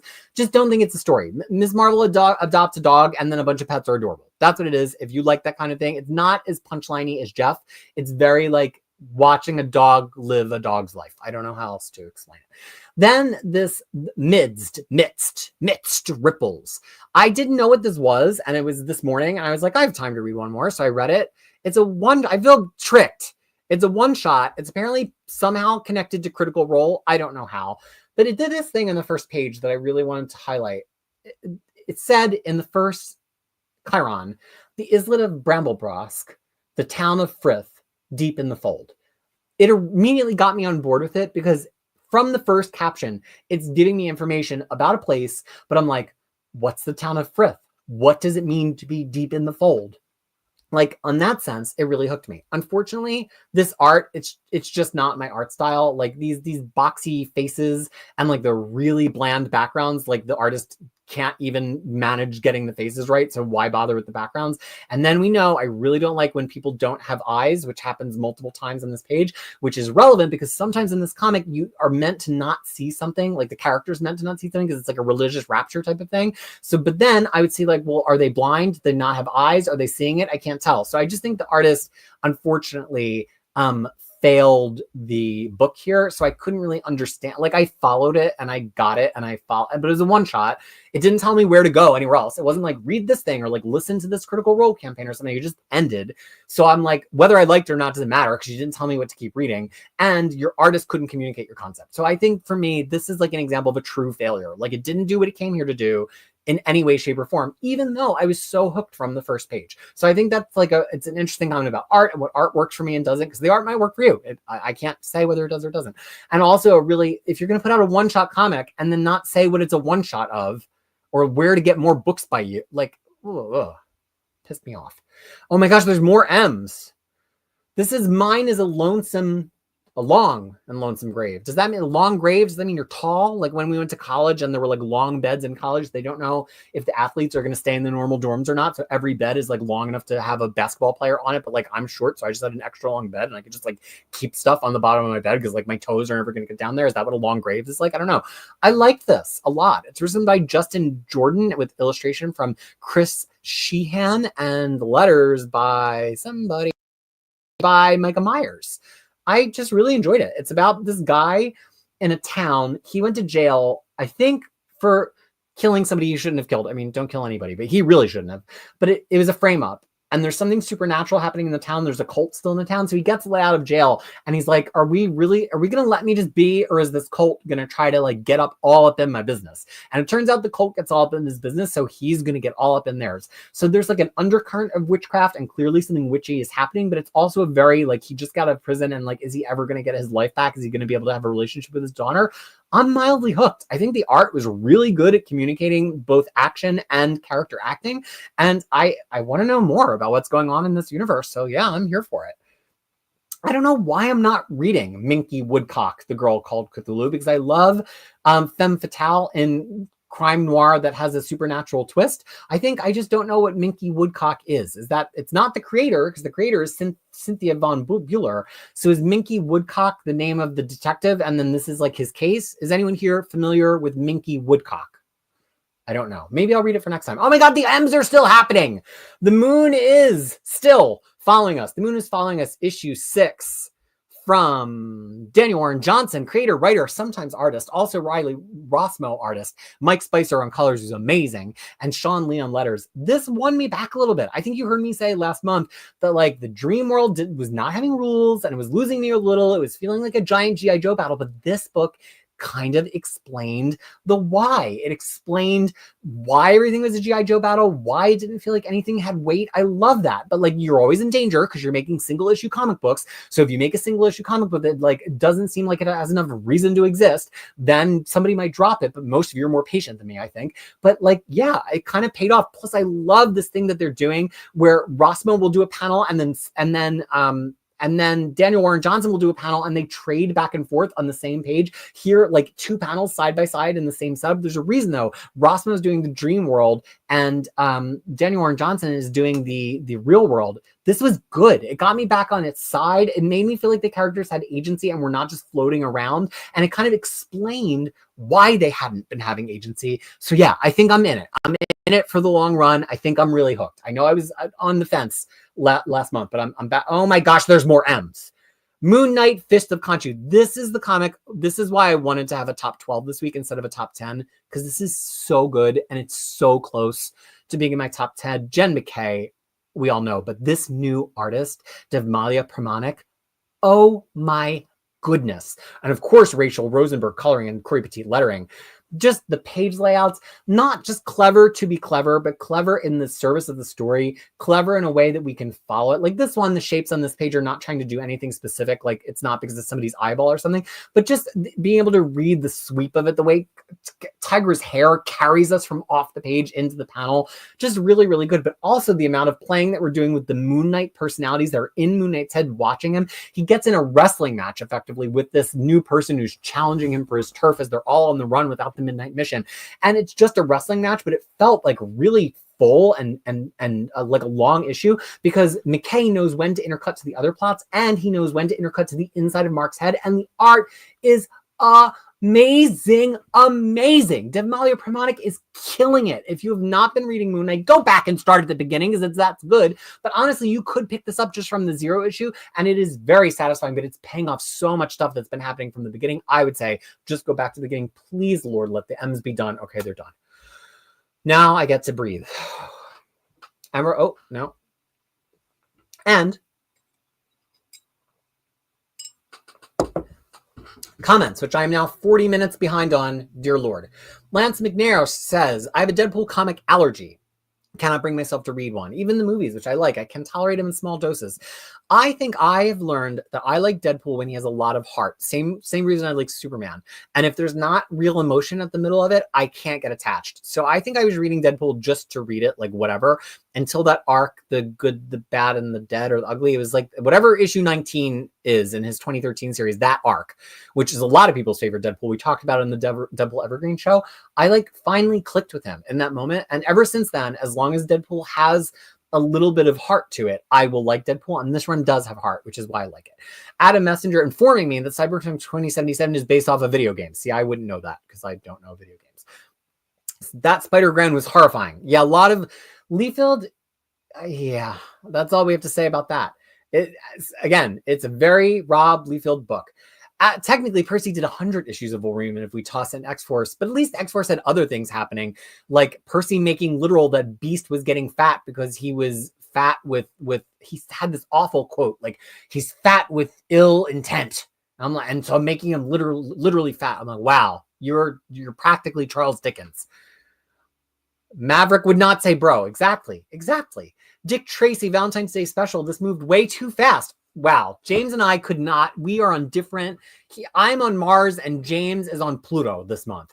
I think the reason it moved fast and was solved in a blink of an eye was what made it good. I don't need to read Dick Tracy take 6 issues to solve a mystery. He used to do it in 3 paddles.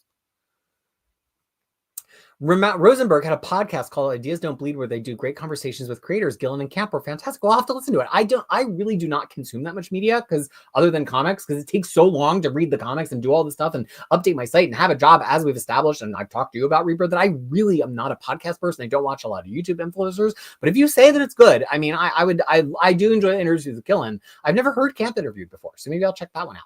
Matt Hawk, are they going to do seasonal one-shots for Dick Tracy or is this a one-off? I think it was just a one-off for Valentine's Day because he's like got this flirtation with the lead female and there wasn't time to have that plot with her in the main book, so they did it as a one shot. It could have just been like a 0.1 issue, but I guess people like me who just would take a chance on a one shot took a chance on it, and it actually take a chance, and it was actually good. James Abel, Eddie Brock Carnage #1. This issue didn't do much for me. What? You're fired. You're fired, James. Carnage, no, but I'm happy you have separate opinions from me, but we are really on opposite sides of the scale this week. Symbiotes in a Plane was fun, says Max. Reaper, Liefeld never working for Marvel again, he claims. What poor timing that lubes up with his, he probably meant lines up, but I love that you said lubes up, with his last issue of the Deadpool story being released. Feral #10, James read it, but I probably would feel the opposite of this. Them poor cats can't get a break. This issue did have a dark moment. Some people won't be able to handle. Ooh. I do like darkness. I might go and binge that eventually, but it just was not the kind of comic I knew I was going to like love month to month. Max Appelman also reads Feral, and he said Feral kind of fell off for him. Next Imaginaut said, hadn't read Geiger, but I could have sworn it was Larry's library's bag. Maybe it was Larry who had said that. And in fact, here's Larry saying, getting all the Ghost Machine OHCs, if they are all as good as that first Gary Frank drawing one, we'll wait until you see the art in Rockefellers, because oh my goodness, is the art in that good. Reaper XS saying, John S. definitely wouldn't do a police shield. Very odd. It was something militaristic and a concrete wall. Yeah, like the whole point of John Stewart is he does like architecture. Like I wanted to see like a brick wall, like bricks like flying into the wall, or even if he had to do something like personally, I wanted to see the shield almost like spiral out in a geometric way. It was just such a weird choice to be his first construct in the comic. / My First Maniac is a year 1 story that is a good place to start. Zoe Thorogood's Back to School is a good follow-up to that. I tried to read Zoe Thorogood's Back to School because I love Zoe Thorogood and I knew it was going to stand alone. But even as I was reading that, I feel like I'm supposed to know something already. Like it seems like it's assuming something that I don't have yet. So I will go back and read My First Maniac because I really am interested in it. It's very up my alley, like a very sarcastic take on horror movies. Lance McNair says the Gun Honey books lean a bit too heavily into the cheesecake, especially as modern books. I enjoy them, but sometimes it's a bit much because it's so tacked on. I'm not a prude. There was one that I read that was so good. It had to be like 4 years ago now, but it was from that line. It was set in Philadelphia. It was about like somebody might have had like a nuclear bomb to go off somewhere in Philadelphia. And because I'm from Philadelphia and I recognize everything, and it was also really well paced. I just loved it so much.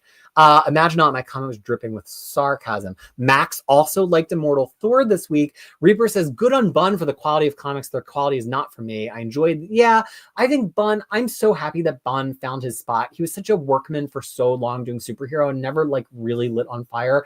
And like, he clearly loves the comic medium. And I got annoyed with him over time for people putting him on books when he like wasn't that great, but I'm happy he eventually found that like creepy, scary stuff is his thing. And I love that he has a whole career doing creepy, scary stuff. I like every like third one. Some of them, the concept, pardon me, just doesn't hit for me. But then I loved Dark Arc. I really liked Regression. So I usually check out his #1s. And if the concept is cool, I'll keep reading. If it's not, I'm like, not for me, I'll try again. But I want everybody to live their best life, not just comic creators. Everybody, I want you hearing this right now to live your best life. And if your best life involves writing horror comics, then awesome, good for you. Okay. Oh, this was clearly when I was singing Magic Dance. Chris Brogan says, yes, that's my feeling of Lenore. It's dumb, ridiculous fun. Yeah, you have to be a certain kind of dumb with me where you're a little bit smart and like a little bit winking. I think dumb combined with fourth wall breaks takes it to that place for me, and it works. Chris Reaper XC refusing to support Miller since they started their YouTube show. They're spreading and stating right-wing conspiracy theories. This is why I like to know nothing about the artists behind my art, because I don't want to have to even make that equation and that calculus in my mind. Let me just decide if I like them or dislike them based on the page. That's not aimed at you. I mean, I'm happy you shared that information. I will not take that into consideration within whether I am reading him or not. James Abel says Magic number 2. It's time to rock and roll with demons. What a fun issue with a great cliffhanger. Yeah, Max liked Magic, so from warm to hot on Magic. And Lance McNair bought number 1 of Magic digitally. Still need to read it. The art is breathtaking. Yeah, the number 1 was a very good number 1 script. Just really, really well thought out number 1. Matt Hawk saying, sorry if it's off topic, I like the Charles Soule Daredevil run. Loved it way more than anybody else loved it. I thought it was amazing. I couldn't believe that people weren't like tearing their hair out about how good it was. Marvel Mutt's very adorable. Give me a full issue of this, not just short stories. Yeah, I feel like I wanted to be more like Marvel Unleashed, where there was like more of a narrative around what the pets were doing. And since it didn't have that, I kind of was like, oh. But Max Appelman loved Marvel Mutts. 5 for 5. Gave me exactly what he wanted from it. Mine is a long, lonesome grave. James Abel says Global Comics for the win. It is on Global Comics. Bunkmaster tipped me off to that. I enjoyed it for what I read so far. Murder, supernatural, family drama, but need to read more before making up my mind. Yeah, it's not enough to know what the series is going to be like about, but I like where it's coming from. James Abel on the Moon is following us. Even in the midst of a nightmare, the parents will do anything to save their daughter. The series is Little Nemo meets Labyrinth. James, you should be writing marketing copy for Daniel Warren Johnson. Little Nemo meets not that he needs it because everybody loves him, but Little Nemo meets Labyrinth is brilliant. The name, been loving the Moon is following us. Yeah, I think it was getting a little, it was reminding me, when I say plots rubber band and go back and forth, it reminds me of when I would have all my G.I. Joes out on the floor and I'd be like, but then they capture Cobra Commander, but then he breaks out and he takes Duke hostage, but then the Dreadnought switch sides. And like, it's just like the way a kid would play with things, which makes sense in The Moon is Following Us because it's a kid's dreamscape. But I was like, am I just going to read this battle go back and forth for like 6 more issues of this comic book? But then I feel like this week it explained why it was like that. And I was like, Chris Brogan explains Minky Woodcock. I could not say that 10 times in a row. I'm having trouble with diction in general today. I think I burned my tongue in dinner a little bit last night. Lips, teeth, tip of the tongue, the roof of the mouth, lips. See, I can't say roof. Tips, teeth, lips, the tongue, of the roof. You live with. I'm in trouble. But Minky Woodcock is that character's name. Have I always done this or started when Krisis started the weekly show? You mean read everything? There's periods where I've read everything, and I have my spreadsheet. I mean, I read almost everything in 2018, 2019. I kind of dropped off from 2022, 23, 24. I had other stuff going on in life, and like comics weren't really exciting me. DC was really needed to get to 2023. But then when everybody said that 2023 was good, I didn't believe that 2023 was good because I was like, but it was so bad just before this. So, but yeah, generally I always do this. Max Albelman, Moon Knight, yes. That name changes. Moon Knight has been great. Pity Ma, hello. Thank you for singing during streams. There is going to be a song at the end. I don't care how long this goes. There's going to be a song. But Dance Magic Dance. So I just got back to the threshold of views where they'll let me do ads again. I had it previously, but you have to like get back to it if you let it lapse. But I don't seem to have control over monetization yet. I might have to like wait for the new month. Anyway, which is a long thing to say. I would like to actually do covers on this because you guys would know covers. Like, what if I even just took a break in the middle and did a cover, right? But it messes with your monetization when you do covers, especially in streams. So I just had to do my research a little bit, but trust me, I would love to sing whatever like song gets referenced in a comic book from that week. I would love to like sing that song. I would find that so fun to do. And I love David Bowie, so it could just be a David Bowie song every week. Not a champion stand. Oh, good. But that means we're almost up to present. All right, a couple more, and then we got to keep going. James Abel and I have to go back to magic counseling. James the Mediumancer. Krisis, what comic book run should I read if you want to study how to write superheroes solving mysteries? That's a really good one. What's it? I don't know. That's tricky. I think I've highlighted so many good current mystery superhero comics. I'm going to turn that one to the chat. I don't have a good answer for that. Chat. What's a good superhero run where the superhero, where like it really unravels at length and the superhero solves the mystery? I feel like some of you are going to say a comic with the question, but I'll try to highlight them after the next break and we can see.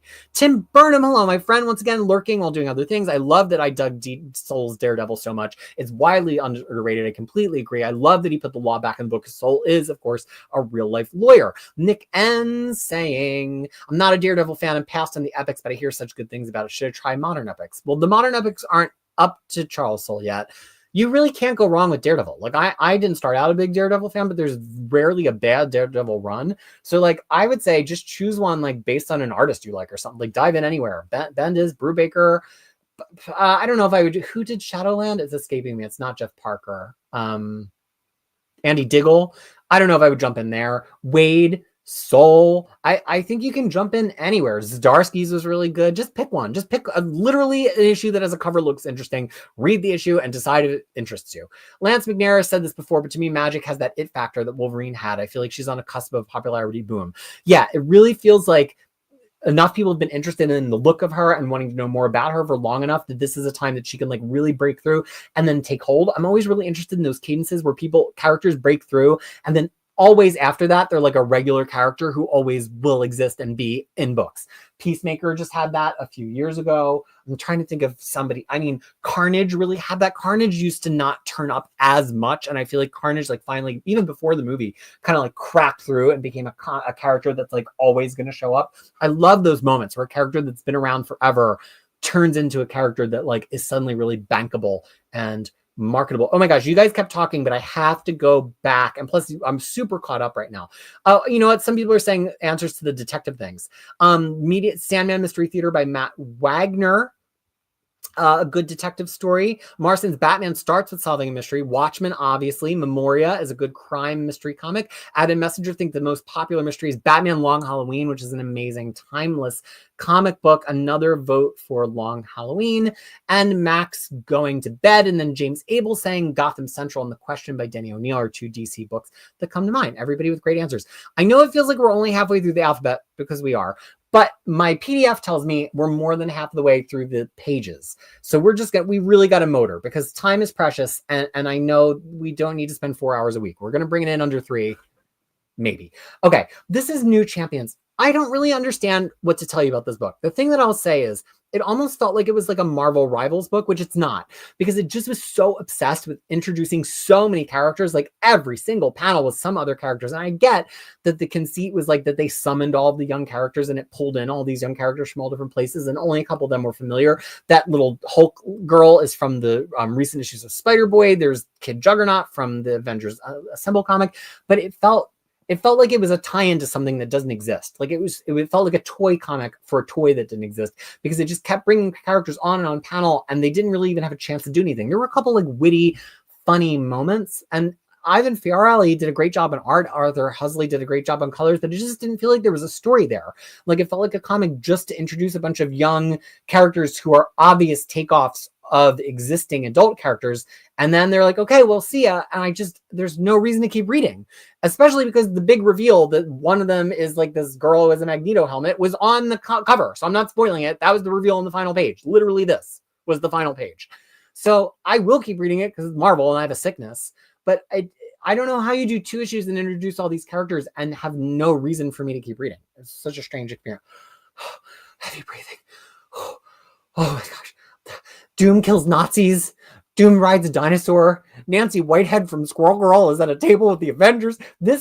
I think this was a perfect comic book. Doom is petty, but Doom also thinks he's right. And Doom is a despot. He's an authoritarian, but he's an authoritarian who's convinced that he's going to give people a good quality of life under him. So if you're going to do a Doom event, you got to play all those beats. You can't just make him a big bad. He's not a big bad. He has to think he is right. That worked for Jonathan Hickman's Secret Wars as well. You know, Doom thought he was right. That was whether or not that run worked for you hinges on how much you believe that. This is a run that Ryan North completely understands the idea of Doom being right. I've never seen RB Silva draw like this before. I love RB Silva. This is like a level up from there. David Curiel's colors are amazing. Amazing letters from Travis Lanham. So many great gags. Such a great Johnny Storm and Spider-Man are boyfriend gag. I mean, you didn't have to read it that way, but it read that way to me. But also just the art was great. It popped up the page. It looks sensational. And Doom says, yes, I killed, I won't say who he killed, but he killed a bunch of Nazis. These men were proud, unrepentant Nazis, the leaders of a virulent gang of, I can't talk. These men were proud, unrepentant Nazis and the leaders of a virulent gang of racists. They were, in short, a problem, one that Earth's mightiest heroes have been trying and failing to solve since World War II, but Doom did it for you in a day. Love that. Love it. friggin' love it so much. The whole conceit of it is like, what if he went public with like, I'm going to fix things for everybody? And then what if the Avengers tried to go public on top of that to be like, don't trust him, he's Doom. And then what if Doom went public again to be like, they can't even get rid of the Nazis, those morons. What, like, who knows where this is going to go? Who knows how you're going to play out the beat of Doom being right for like 9 whole issues? But Ryan North crushed this. It could not be better. I could not offer a single critique or a single improvement. This is the most excited I've been for a Marvel event series since, I don't know. I mean, Judgment Day, because I love Ryan North as much as I love Kieran Gillen. I'm so excited to see where he's going with this because there's so many places to go. Powerpuff Girls, mwah, Valentine's, mwah, Kizzy Face special. Very, very cute. Didn't read that.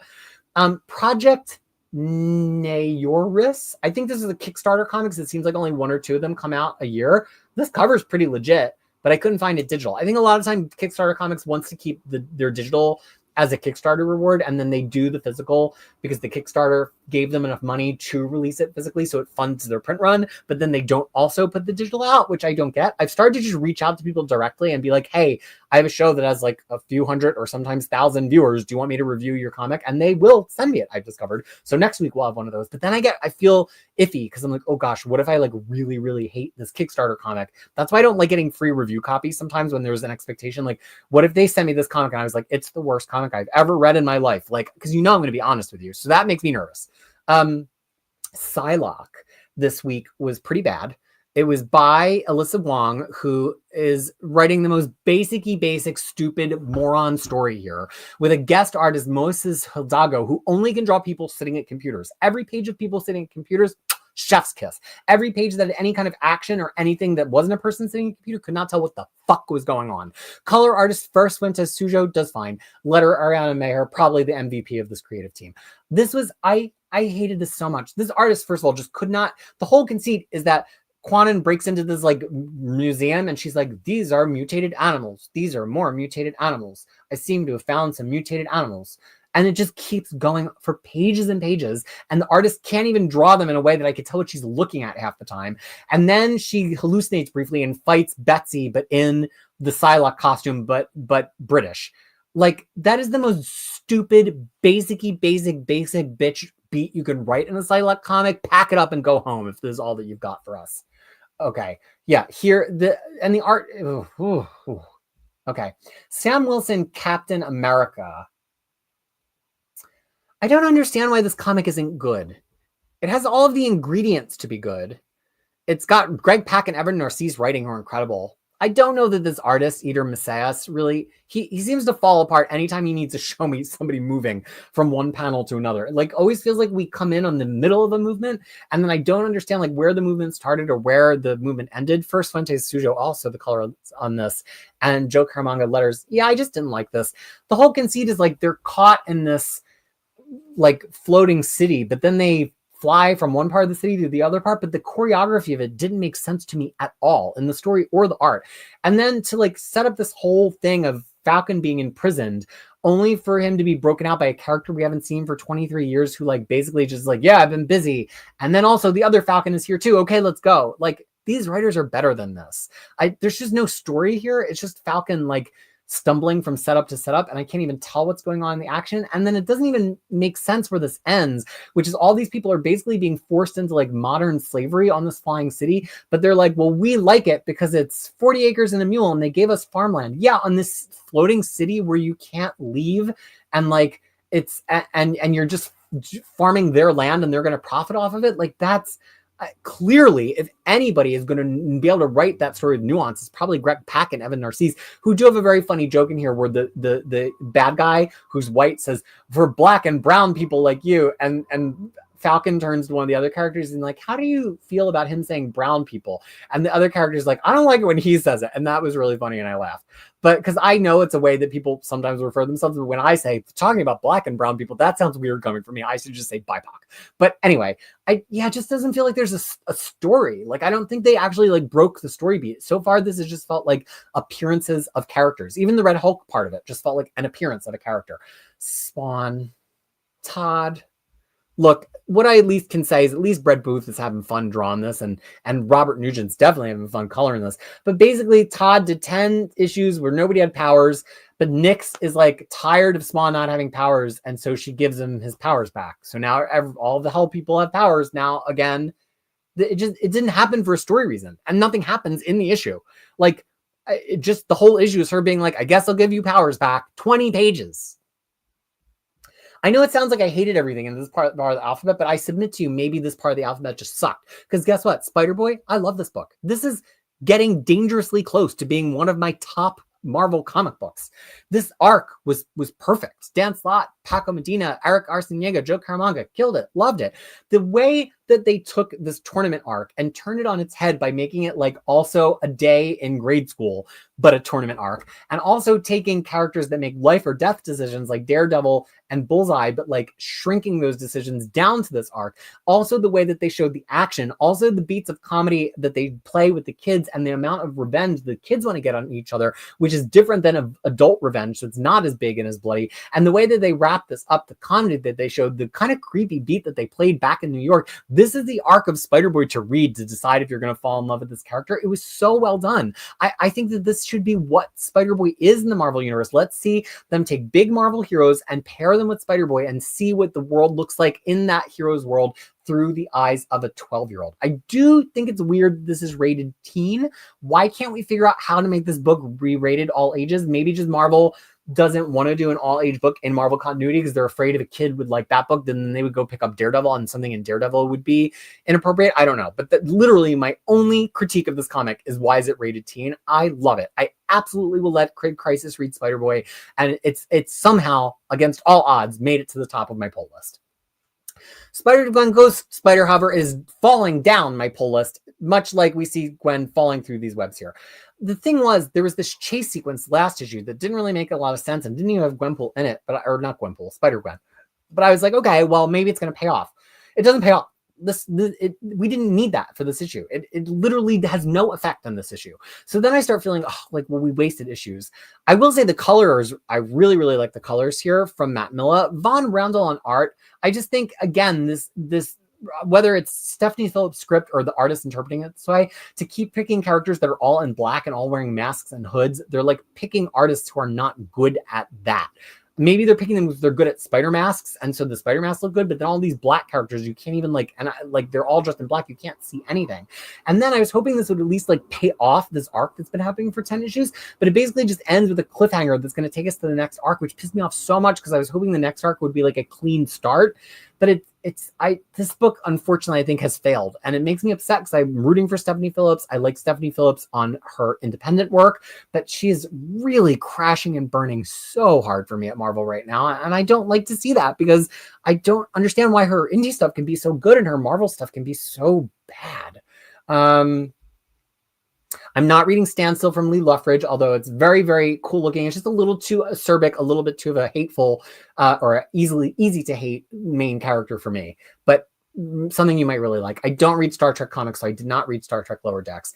I did, however, read this Star Wars new series. It's a hyperspace story, which I think is just like a branding of like stories. I don't know why it needs that branding. Bad Batch Ghost Agents. So Star Wars Hyperspace Stories Bad Batch Ghost Agents, written by Michael Morchi, pencils by Reese Hannigan, inked by Elisabetta D'Amico, and colored by Michael Ayeth with letters by Tyler Smith and Bobby Bradford. I like this. I've never actually done any Bad Batch before. I don't know what they're from. Are they from like a video game or a cartoon? I don't know. But basically they're all clones from the original Storm Soldier clone army, but they're kind of off on their own doing their own missions. And here they had to chase somebody down before they got away from the planet and basically stalk them. I liked it because the art felt capable of telling the story. I liked how it played with all their likenesses being the same, but clearly they're all different people and they're easy to differentiate, but they're all the same face. I really liked the colors a lot. It felt like a fun Star Wars universe. Ultimately, the story was like a little marginal. I got to the end and I'm like, okay, so I'm just supposed to read the next issue to like watch them still chase these people they were trying to catch. Like it didn't really feel like there was a overarching story hook. So it felt like, and again, I'm like, wow, who are all these kids who are just like buying enough of these Star Wars comics that they're making kid Star Wars comics? I'm not convinced it's kids. I think it might be adults. But anyway, this was a decent one. I enjoyed it. So then Star Wars High Republic Adventures, which is from Dark Horse, but it's very much in the same continuity at the same time as High Republic, not Adventures from Marvel. And this is a YA comic book. But so this cover is by the interior artist of last issue. Let me gather my words. Harvey Tolibao, who I love. Every time they're the artist, I am obsessed with this comic, and I have been for a long time, actually. And if I look at the pages by him, they're so remarkable. So I decided to just pick up with last issue because it started a new story. This is issue 15. That was issue 14. And I was like, I'm in love all over again. There's this huge cast. It doesn't matter who they are. They're kids. They're Jedis. They're defending a planet. They're having an adventure. I'm so on board. This is exactly what I think like a YA Star Wars title should be. Then this artist, this issue was so different. I don't know if you can tell the difference at the size that I show things on the screen, but like it just didn't, like none of the likenesses are there. It's all so rough. The paneling is just these big boxy panels, and the faces are not as like charming and lined and detailed and expressive. It just felt like a totally different kind of comic. I mean, look at this splash page from Harvey Tolibao last issue. This is incredible. And this is like the amount of fun that I have every time he's in the comic. So I think the writing was still good. Although it did kind of feel like it took a really hard left turn from where we left off last issue to pick up like a totally different plot thread. So I would say if you want a kid's Star Wars comic, I think, and I've read this series before, although I haven't read every issue of this volume, this is actually a really good one. And generally I would recommend it if your young reader is interested in High Republic with tons of Jedi, because of course this is far from the Skywalker saga. More of the Surgeon. Oh yeah, I love this comic. It was in my top 10 earlier this month. It's not anymore, but oh no. Okay, go back. Here we go. It's not in my top 10 anymore, but that only just because this was not like a perfect 5 for 5 issue, and the top 10 is very competitive right now. This is on Global Comics. I love it. I love it so much. It's so great. It's kind of like Walking Dead, but with a kind of with a Mad Max kind of bad guys instead of actual literal zombies. And it's very focused on this doctor who's going from town to town, but she's also pretty handy with a sword. For an indie comic book, I mean, this could easily be released from Image tomorrow. It's that good. This team, John Pence writing stories, Zachary Dolan on pencils, Laurie Foster on inks, Eve Orozco on colors, and Eric Foster on letters. They're pro quality, and this is a pro quality comic book. This issue plays this beat of she's trying to teach them how to defend themselves, and nobody at this town that's a very well-defended outpost is ready for the onslaught of these mutant invaders in the way that she wants them to be. So even though she's their doctor briefly, and so she should be there taking care of them, she's also their best warrior, and so she wades out into the field and fights. I think that's why this was a little softer for me than the #1 issue, which was perfect, because it was just a lot of fighting and setup for the fighting and explaining of the fighting, but it's so well done, and it's on Global Comics. So if you subscribe to Global Comics, it's $7.99 a month. So just find this and one other series that you want to read. That Long Grave for Tall Basketball Players is also on Global Comics. This week it would have paid for itself if you read those 2 books for the whole month, because those books would be $8 to buy. But yeah, this is a high recommendation if you like the idea of Walking Dead crossed with Mad Max. Oh no, I broke things. Single page, zoom to fit. There we go. I love this book too. See, sometimes it's just that Marvel sucks and puts out bad comics, because I like a lot of these comics. So this is Teenage Mutant Ninja Turtles Mutant Nation. So this issue 4, it wraps up both of the anthology stories that this had been telling, and then the next issue is going to start more anthology stories. These 2 are really interesting because they all happened this is the thing that I was thinking about retcon stories. This is not a big retcon because these stories happened just before issue 1 of the Jason Aaron Ninja Turtle series that's happening right now, but it was great because I felt like I cared about reading them on their own. This first story, written by Tom Walls with art by Vincenzo Federici and colors by Rhonda Pattison, about Raphael getting stuck trying to liberate some mutants who have been captured in this military base.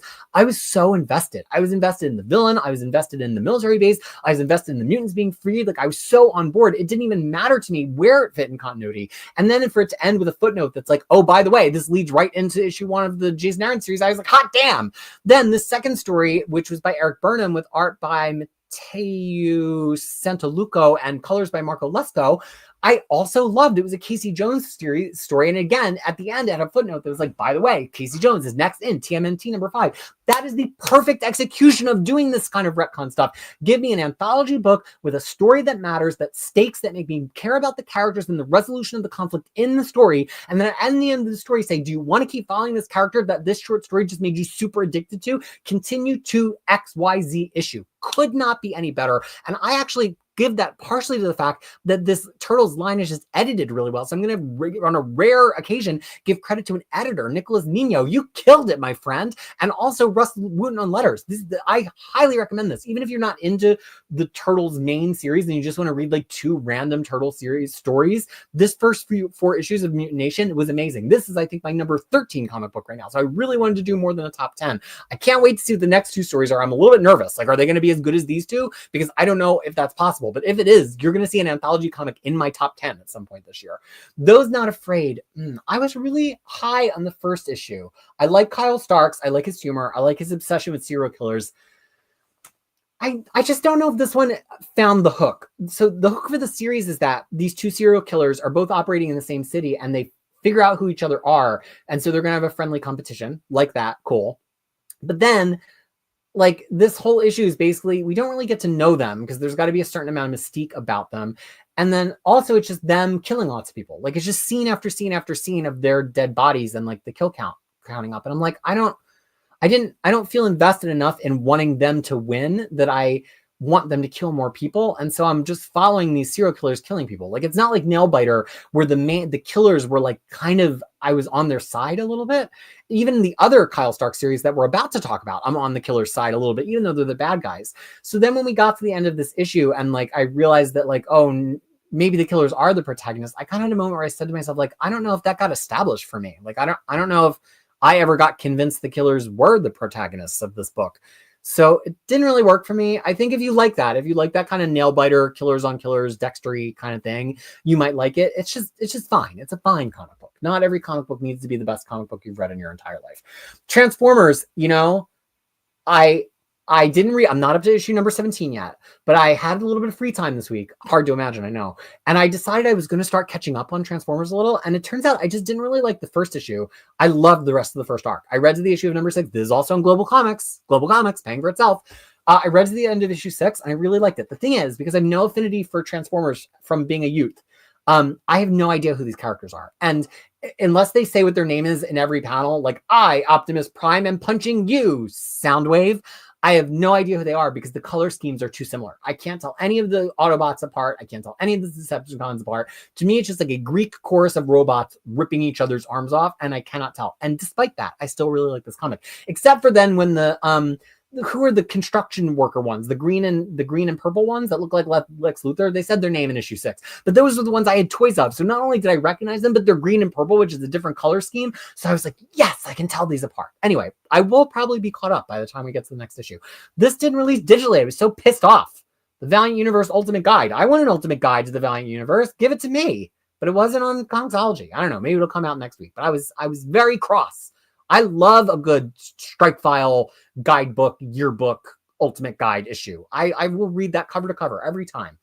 Welcome to the Maynard. I love this comic. This issue was maybe like a little bit softer. And the only reason was because it's only a 4-issue series. So it had to like wind up the whole setup for next issue to finish, which kind of made me sad because I just want to spend time in this world. I love this magical hotel in San Francisco. I love how whimsical it is. I love that this bellhop is actually a junior detective, but she has to pretend to be a bellhop. I just want to read silly, episodic, issue after issue, one-shot adventures of this, written by James Robinson with art by Jay Bone and colors by Ian Herring and letters by Jim Campbell. And unfortunately, they had to move the plot along, which I respect, and it was still very good. I just am sad that I don't get to keep reading this, I think. But this was really well constructed. I love that it's like, I guess it's ostensibly set in the present day. I don't remember if it is or isn't, but it's got this very 60s vibe, even down to if you look at like the style of the clothes, the style of the makeup that she's wearing, the way their suits are tailored, which I love because this is like a very cartoonish, scratchy, like, and I say scratchy because you can actually see the rough of the line on the page. It's not just a smooth, slick digital line. And I think when you see a comic like that, a lot of times you think, oh, well, this is not a comic that's going to have done that historical research and have those references because this this is like a cartoony comic, but no, this is a cartoony comic with like a scratchy pencil line, and it has those references. In a way, it reminds me of like a Darwin Cook comic. And so I just find it infinitely charming. It is like a Disney movie about a bellhop in a magical hotel, and I'm obsessed with it. I love it so much. This, I think, was like number 15 in my comics. So this is, maybe I'll go to a top 20 at some point, because there's so many comics to love. Also, we're almost at the end of the alphabet, so I've got 4 more to go, so we're just gonna power through. This is the other Kyle Starks series. I hate to be kind of soft on 2 Kyle Starks books in 1 week, because I really enjoy Kyle Starks, and Peter Kozlowski does a great job on the art here. I really like the colors by Vladimir Popov, Joshua Reed, great letters. This just didn't go anywhere. Like, so there's this town where there's serial killers, and now they've actually gone to a second town with serial killers, and they tried to recruit the police officer who found their first town to be one of the serial killers, because technically he killed a lot of serial killers, so maybe he should be a serial killer too. But this, it just didn't feel like there was anywhere where this went. Like, much like the other Kyle Starks book this week. And maybe I'm just too used to how funny Kyle Starks usually is, because what happened here is it's like he killed some people and then it ended. Like, there was no reveal, there was no climax, there was no, it just kind of stopped. And this series has been so charming. I love the first 4 issues of the first series. I love the first 3 issues of the second series. This was the first issue that just like was a drop ball for me. So it's really weird. I'm hesitant to recommend it, even though I found it so charming, because it just didn't go anywhere to end, which is disappointing. Like, why start if the end's not going to be good? This, I know I haven't done much screaming today. That might change. How do you have a character as good, as cool, as sexy, as whatever, as Witchblade, and do nothing, absolutely fucking nothing with her month after month? It almost seems deliberate. It's almost like Marguerite Bennett has decided how bad, how boring, how slow, how big of a turnoff can I write this comic every single month, and how far off panel can I keep anything interesting about Witchblade in order, and how long will people keep buying it? I feel like I'm being punked. I feel like once I finally drop it, there's going to be an explosion of confetti, and they're going to be like, haha, we got you. There's actually a good Witchblade comic we've been making this whole time, and you haven't been allowed to read it because you've been punked. This, and to put the darkness on the cover 2 issues in a row, only to like tease that he maybe sort of kind of exists in this universe, and a comic that's this boring. This page is indicative of what this comic is. It's people at computers saying so much I don't know. The flames on the side of my face, heaving breaths. I could not hate this comic anymore if it was coming up to me and giving me nipple twisters in between every page. Some people might be into that. I'm not into it at all. I'm not into any part of it. I think it's offensive how stupid and bad and boring it is. Oh, I hate it so much. I can't even explain to you what it's trying to do that you might like, because it makes me so angry. I guess if you wanted to see Witchblade get the Witchblade and then not be a superhero, not do anything with it, also not be a police person, and spend a lot of time making coffee in her apartment and sleeping with her mentor guy, but then saying, no, it's wrong, I shouldn't, then this is the Witchblade comic for you. If you want a Witchblade comic that's not about Witchblade at all, and not about the artifacts, and not about anything, and is literally just this scene over and over and over again for 8 issues, we've got your number. And X-Men, and I think there's actually one more comic after this. This worked for me. I mean, this cover is horrifically ugly. I think Ryan Stegman should be barred from drawing. I know a lot of people like him, and he works well in really super deformed characters. So like Beast, I'm okay with his Beast maybe, but he should not be allowed to draw on human characters. Luckily, he's not the internal artist here. It's Netho Diaz, who does a very good Stegman impersonation, but what if Stegman wasn't ugly? It's really fun. Also inked by Sean Parsons, and again, first went to Sojo, coloring a lot of X-Men books, and I really like the colors in this. It worked for me. It worked for me mildly. I think Jed MacKay has figured out who Cyclops is and how to use Cyclops. I think he's figured out how to make it funny, and it's just like a lightweight, funny X-Men book, and here's why this did work. Nothing about this post-regeneration sickness. Nothing about Orcus. Just some space nonsense. Just some X-Men space nonsense with Corsair. Space nonsense with a Canty brood ship and some nonsense. And that's fine. That's fine. I think Jed MacKay is going too heavy and too dire on all of the like hated and fear stuff. And I don't want more Orcus, and I don't want post-regeneration sickness. What I want is just an X-Men team doing X-Men things. And this issue finally served that to me, and it was funny. Magic had some funny moments, and actually this issue 11, I had a moment where I was like, is Magic being made too cute? Like, are we making the jokes too funny? Like, she's that dumb and she's that gullible? And I said no, because Magic had no childhood because she grew up in limbo with Belasco. So it would make sense that Magic would like silly jokes. Like, there's this bit in this issue where like Cyclops is like 20 points to you for getting the answer right. And Magic's like, wait, there's points? When did I get points? When are the next points I can get? Which partially is like, okay, haha, Magic is always a funny character now. But no, like, as a kid who didn't have a childhood, it would make sense that in the middle of this war where she's incredibly deadly, if somebody's like, there's a game, she's like, I want to play the game. Let me play the game. Why didn't you tell me there was a game? So like, I think it was good. I think it was a good X-Men issue, which makes me happy to say. And then finally, I didn't read Disney's Zootopia because I generally don't read Disney IP books. Like, the movies are fine. I actually do like Zootopia as a movie, but it's written by Jeff Parker. I'm like, what if this animal movie cartoon nonsense is actually good? Because Jeff Parker is almost always good. What if I'm missing like really good Jeff Parker comic books right now? And that's it. We made it. So glad we made it. Look how far we've come now, baby. I should sing that one week. Okay. Oh boy. Well, we're going to see if I can speed run through the comics because we are closing this down at the 3-hour mark. Let me tell you. Okay. We were last talking about the mystery stuff. Oh, we're talking about Mark Miller and right-wing conspiracies and stuff. I choose to not know. I choose ignorance right now. One World Under Doom, number one, interesting ideas, a lot of setup. Love that Tyrannosaurus back. I think there was a lot of action too. Like, it did set things up.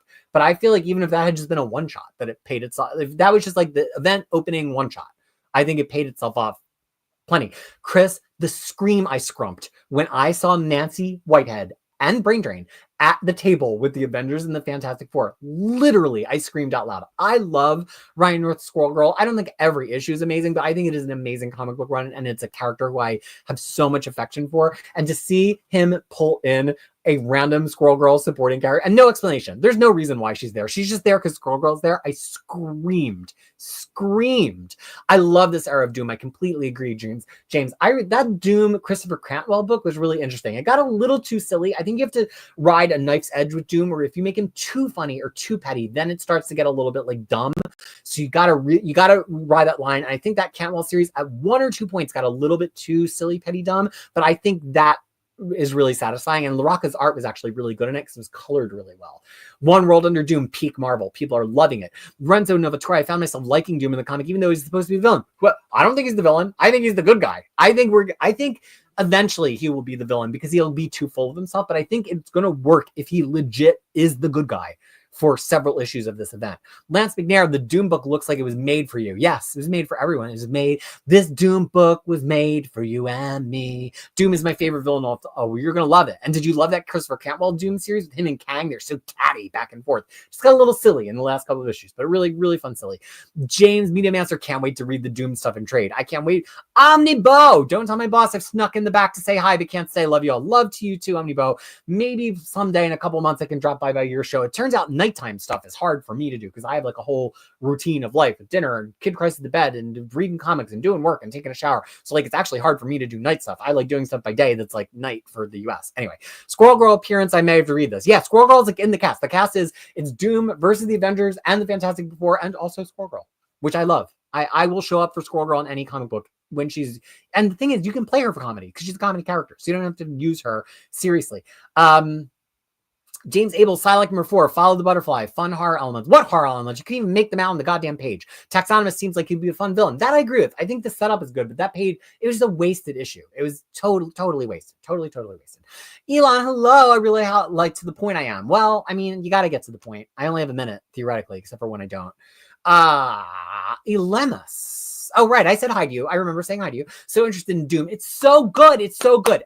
I've not talked to a single person so far who gave it less than a 4 out of 5. It's just, it's firing on all cylinders. It's like funny, but it's still deadly. And the Nazi killing is, mwah. It's so, they make so many great jokes about killing Nazis. Sam Wilson and Red Hulk book is definitely a movie synergy book. Yeah, and I just thought Evan Narcisse is usually so amazing. And then to be with Greg Pak, it just seems like it couldn't go wrong. So how is it going wrong? I don't know. Everybody's fawning over Bo. Everybody's name is Bo, so how could you not? Bo, darling. Darling Bo. Suddenly I want to read Spider-Boy. I'm loving it. I'm loving it. you can tell it's almost over because I'm singing everything. Lance McNair, suddenly I read, oh, that's the one I just highlighted. Krisis interview on Aussieverse. I was interviewed on Aussieverse, and I said, I think the best thing I've ever said about comics. I have to figure out how to clip things. James, teach me how to clip things. I have to, and Bo, do I have permission to clip? I said, I could just rip it and whatever, but I just want to do the clipping. I'm an old, so I don't know how to. I said the best thing I've ever said about comics when I was on Omnibo. I was on it like 6 weeks ago. If you go back in his channel, or if you just go to Omnibo, it's a great channel. They do. Can we talk? Omnibo does such good content, and really just like talking about the books with a full willingness to love the books and be open to enjoying the books, and has a really fun crew of people that are very knowledgeable about comics and are not afraid to like put the Marvel book down and talk about something indie, which I love. And I know that doesn't get like all the hits all the time, but that's why I do every comic. I lure you in with the Marvel stuff and then I beat you over the head with Camgirl, right? So if you like that I do that kind of stuff, they have an FOC show. FOC is Final Order Cutoff, where it's like they go through the previews catalog and they talk about like, if you wanted to get stuff for this coming month, this is your last time to order it. Go subscribe to Omnibo's channel, which is Omnibo, and you can, that's a perfect complement to watching this show, right? You can watch his FOC show, decide what to order, and then watch me review the comics 2 weeks later and then decide what you skipped. So yes, I hope I will get to make a return to Omnibo, but really good people and really good content. And if you like me and the fast talking and the rage and the screaming and all of that, you probably will really also like Omnibo. And also Australian accents for the win. Nar. Chris Brogan, has anybody written a good Spider-Gwen book? There were a couple issues of Sean Maguire's that I liked.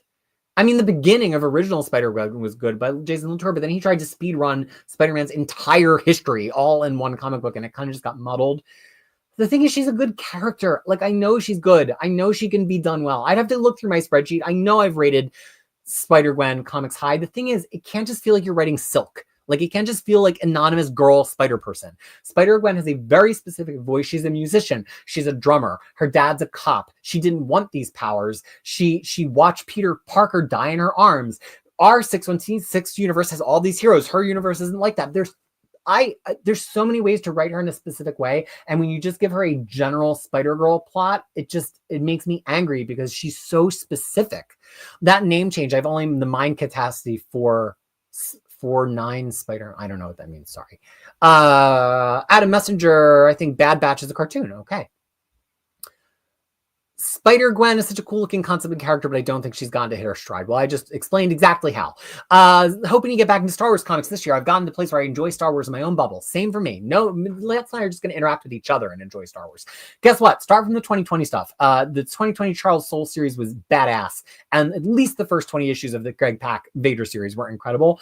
They maybe both overstayed their welcome slightly, but really good comics for most of them. Lance, Reaper XC is a car with a Rego Krisis. No way. That's Australian me. You just met Australian me. Sometimes I think, should I get the Vanity Plate Krisis? But then I'm like, everybody would always be able to find me. What if I'm doing something nefarious? Like, what if I start a life of crime? Then am I going to want my Rego to be Krisis? No. James Abel, Those Not Afraid, #2. This issue took an interesting turn I didn't see coming. Can't wait to see what's going to happen next. Okay, well, maybe James Abel is into the serial killers as the protagonist. Venom Spawn saying, what are my thoughts on the Forever Evil Army? Oh, you know what? I just wrote that up a little bit on Crushing Krisis last week for the new releases, because I also cover collections on Crushing Krisis when I talk about the new releases, which I don't do on the show. Should that be the Patreon exclusive thing? Should I do a new releases show that's only for Patreon? But anyway, I like a lot of that material in that period because there's the whole Blight crossover in it and all of the Forever Evil miniseries and everything. Forever Evil itself, it didn't really work for me. And here's why. We were only 2 years into the New 52, and New 52 was like, these are all new origins for all the characters. So it just felt like we were getting to know the characters. And at most, maybe they'd each fought 1 or 2 villains. So then to drop all of the Villain Month stuff on us, which isn't in this book because that was its own line-wide event. And then right off of the Villain Month, say like, and now we're having a Forever Evil event with villains. I know it was supposed to work to introduce us to all the villains, but I just felt like I didn't have any affinity for any of them, especially because I was a newer DC reader at the time. So I kind of knew they were from pre Flashpoint, but I didn't know enough, and I didn't know who they were post Flashpoint. So I just didn't really understand. And so I didn't like Forever Evil itself, but I did like the Blight crossover. That was a lot of fun. And I think if you, now that we know what New 52 was, and if you're an experienced DC reader, I think it would actually read better for you in that omnibus than it read for me at the time. Month to month, it just felt painful at that time. But it could really work for you. I'm trying to less. James Abel was jam-packed. It felt like a 40-page issue. I think the thief is the woman on the motorcycle. I can't think of her. Oh, maybe wouldn't it be funny if the thief is the girlfriend who supposedly doesn't do magic? But yeah, I did feel jam-packed. And it had to be because it's going to finish the next issue. I think I was just like, wish we could have just stretched out more like that. I would have been okay with it being decompressed because I like the world so much. That's when I like decompression, when I like spending time in the world so much. And even within that, you can still tell compressed little beats in the world. But I think that's I think it's only 4 issue. I think I saw the next issue as the last issue, James. Oh, the name changes like Switchblade. Okay, well, hopefully you came through and explained why while I was cursing and screaming and all that. Because Nick N was like, LOL at Witchblade, I can't wait for the darkness. Dude, I mess with this stuff in a big way. It's still in shrink. I actually don't have this in singles. I was like, oh, am I going to be able to afford to buy all of the singles of every Top Cow book ever before I moved to New Zealand? I was like, no, I'm only sticking with Cyberforce. So I have all the Cyberforce in singles or trades, but then they announced these beautiful hardcovers. So I get every one. I have all of them. And then, and so hopefully they'll keep doing one a year. I know they're not big sellers, but that's why they do them on Kickstarter first. But then I actually buy them from the direct market. Kickstarter shipping is so much to New Zealand. It's usually 2 times as much as the book. Anyway, I want it to be good. That's the thing. I love these characters and I love the concepts, but it feels like the story is going nowhere. Yes, I like original Witchblade, like the first 12 or whatever issues. I've read it before. It's so late 90s. It's so cheesecakey 90s. Like there's a scene in the scene, like it kind of just moves from scene with scene to breast, but over time it had a really cool character who felt like she had agency in having powers, and that's why I like it. X-Men 11, I love that Jed MacKay seems to be ignoring Phoenix series, the same we should be doing. I wonder if the next issue will be a backdoor pilot for Alpha Flight. Alpha Flight can come through my backdoor anytime they want to. I mean, spoilers, the last page at Alpha Flight, I fuck with Alpha Flight major. I love Alpha Flight. I love whenever they're brought back. I love that Jed MacKay is now just backdoor piloting all this stuff. We had a backdoor pilot for Hellions. We have a backdoor pilot for Alpha Flight. Great. That's what this X-Men book should be. That's one of the mistakes they're making in the lines. They start out with all of these tie-in books that didn't emerge from anywhere. Let Jed MacKay do the Hickman thing and tee up each of these things and then do a little 3-issue or 5-issue or 10-issue series out of them being teed up. It's no mistake that I think that the books that are coming out of his books, Psylocke, Magic, Juggernaut, are really, really working, because I think Jed MacKay is building a book where it makes sense that people are having side adventures off to the side. Feel like we got bait and switched with the X-Men art billing, but it worked out because I find I like Netho Diaz. Agreed. Matt Huck, thanks Peter and chat for a fun time. Sorry, I have no need to say sorry. You made it to the end, my friend. Having supper with the family. Thanks. Have a great rest of the day. Lance, yes, please do definitely read Zoom. Doom. Here is James Abel with a link. I know you can't click it if you're not in the chat, but you can just open the chat when you're rewatching this, and then that will be what's happening in the chat now, and you can click on the link. Does anybody else keep blacking out for a second? It could be me. It could be my computer just being overwhelmed and overheated, which would be a shame, because that means that's going to live on as video quality forever and ever. And we're going to wind up with, I think, one last question. Edu Lorena says, why do I think Marvel delays by the year the release of further volumes of omnibuses? It could be 3 years between them. I think Marvel is trying to find a sweet spot between putting out the omnibuses and overwhelming the market with omnibuses. Because if they overwhelm the market and there's still people who haven't bought the previous omnibus and the next one comes out, then they're not going to sell any. But at the same time, if they put one out and they let it sit for too long, then people are not going to be excited about the next one. I think it's got to be a complete change in how they market these things. They've got to go back to what they did with the Shang-Chi omnibuses, where they just say up front, this will be 2 omnibuses, this will be 3. And I know they're afraid to do that because they're afraid to lose money on it. And say they don't want to say we're going to do 11 books and then not do 11 books, because then people really won't ever buy their omnibuses ever again. But I just feel like it's a losing battle to keep doing these where they solicit one, like what's happening with the Captain Marvel Kelly Thompson omnibus, and not have another one anywhere in sight, because every time that happens and there's that long delay where there's not another one in sight, I think it just erodes the trust. And I'll say the thing I said a couple weeks ago, which is one of my sayings when I work with customers, which is certain customers are always right. And those certain customers are not some customers. They're the customers who know the answer. If we knew the answer of what Marvel was going to do, I think we would all buy more books. I think we'd be more hype about books. I think that's always a good thing. What are my thoughts about Donny Cates going back? I like Donny Cates. I actually like his indie books even more than his Marvel books. It seems like he went through a really rough couple of years. I don't want anybody to go through a rough couple of years. Life is hard. So I hope he's well. and I hope he writes good comic books. I think his indie books are so much fun. If you've never read an indie Donny Cates book, if you've never read Baby Teeth, if you've never read, I think one of them was a vampire book called Reactor, go seek out his indie work. His indie work is so good. Okay, we're gonna play songs. So up to this point, I've been playing songs that have been all songs that I played with my band, which was called Archaic Krisis, with my best friend Gina, and we have been best friends forever since the 90s.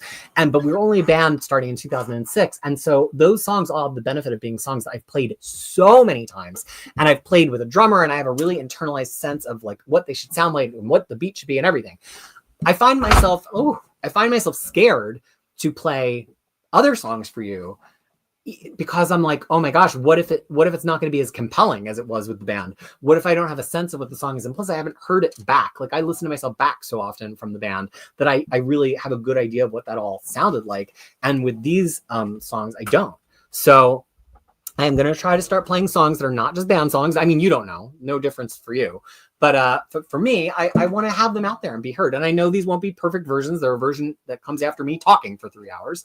But that's the thing. So before we get into the song, thanks for watching. If you've never been to Crushing Krisis, probably now would be a good time to go. Later this week, I'm not on anything this week. I have the week off from streaming. Next week, we have Evergreen Daredevil on Near Mint Condition. And I will remind you of that when I'm streaming next week. There are going to be new releases posts on Crushing Krisis, so keep an eye out for that.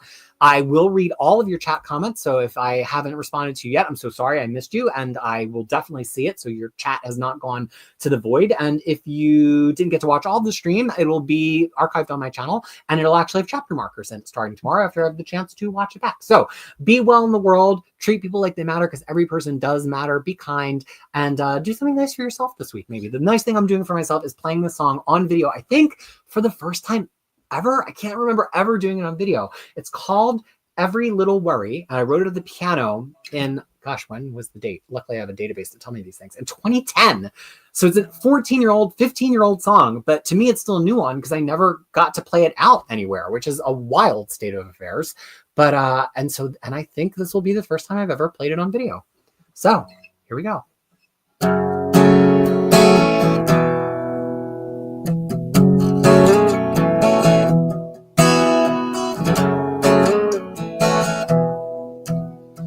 Got a little worry on my brain. It's your name. It's your name. I see purple and blue, just like a bruise. I feel you slipping through defenses. They used to be tighter. I hear red flashing lights. I hear sirens warning me, but I don't heed. And I swore after the last time I would stop counting every little worry you caused. Every time, soon as I settle, you upset the balance with every little worry you caused.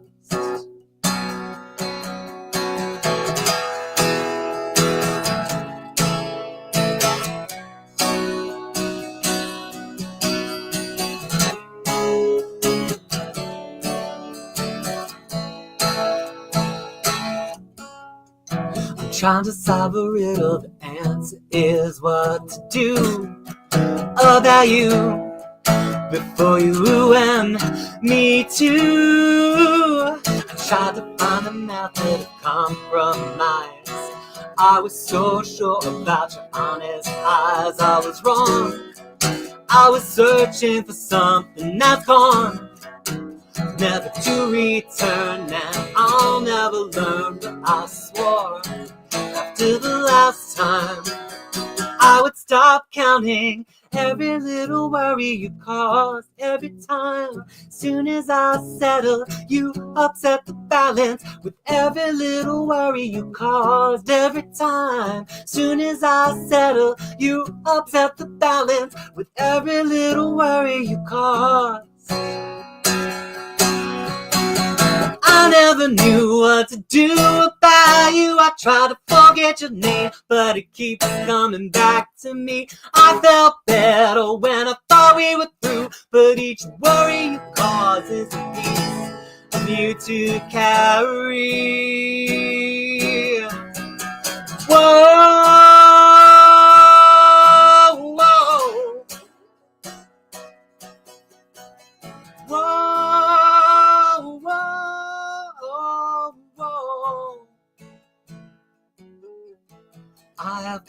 notion that I'm moving on. I have got a theory that I'm stronger now than before, but in a way that worries me more.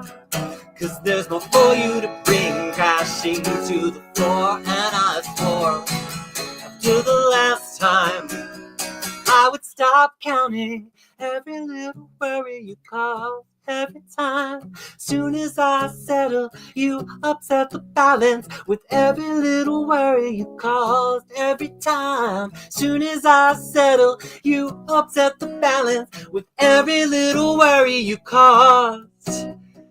Every little worry, oh, oh, oh, oh, every little worry you caused.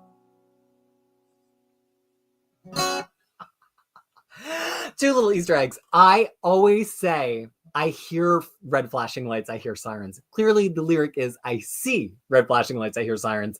80% of the time, I'm also hearing the red light. And the other thing is, in the middle of that big crescendo, I realized that I was going to clip the microphone.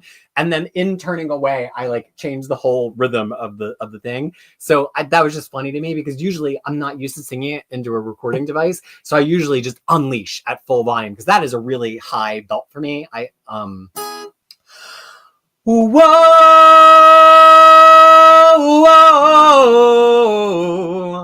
And then the next one gets even higher, but I was so nervous that I like didn't want to make eye contact with the microphone. So that is every little worry. I have been Krisis. You've had quite a few moments of Krisis, over 3 hours worth, and I really hope to see you back here next week where we will continue to until the morale improves. And even if the morale improves, read every single comic book, or at least have an opinion about every single comic book that comes out in the American direct market. Until then, be well, take care of yourself, and love the people in your life because they probably deserve it.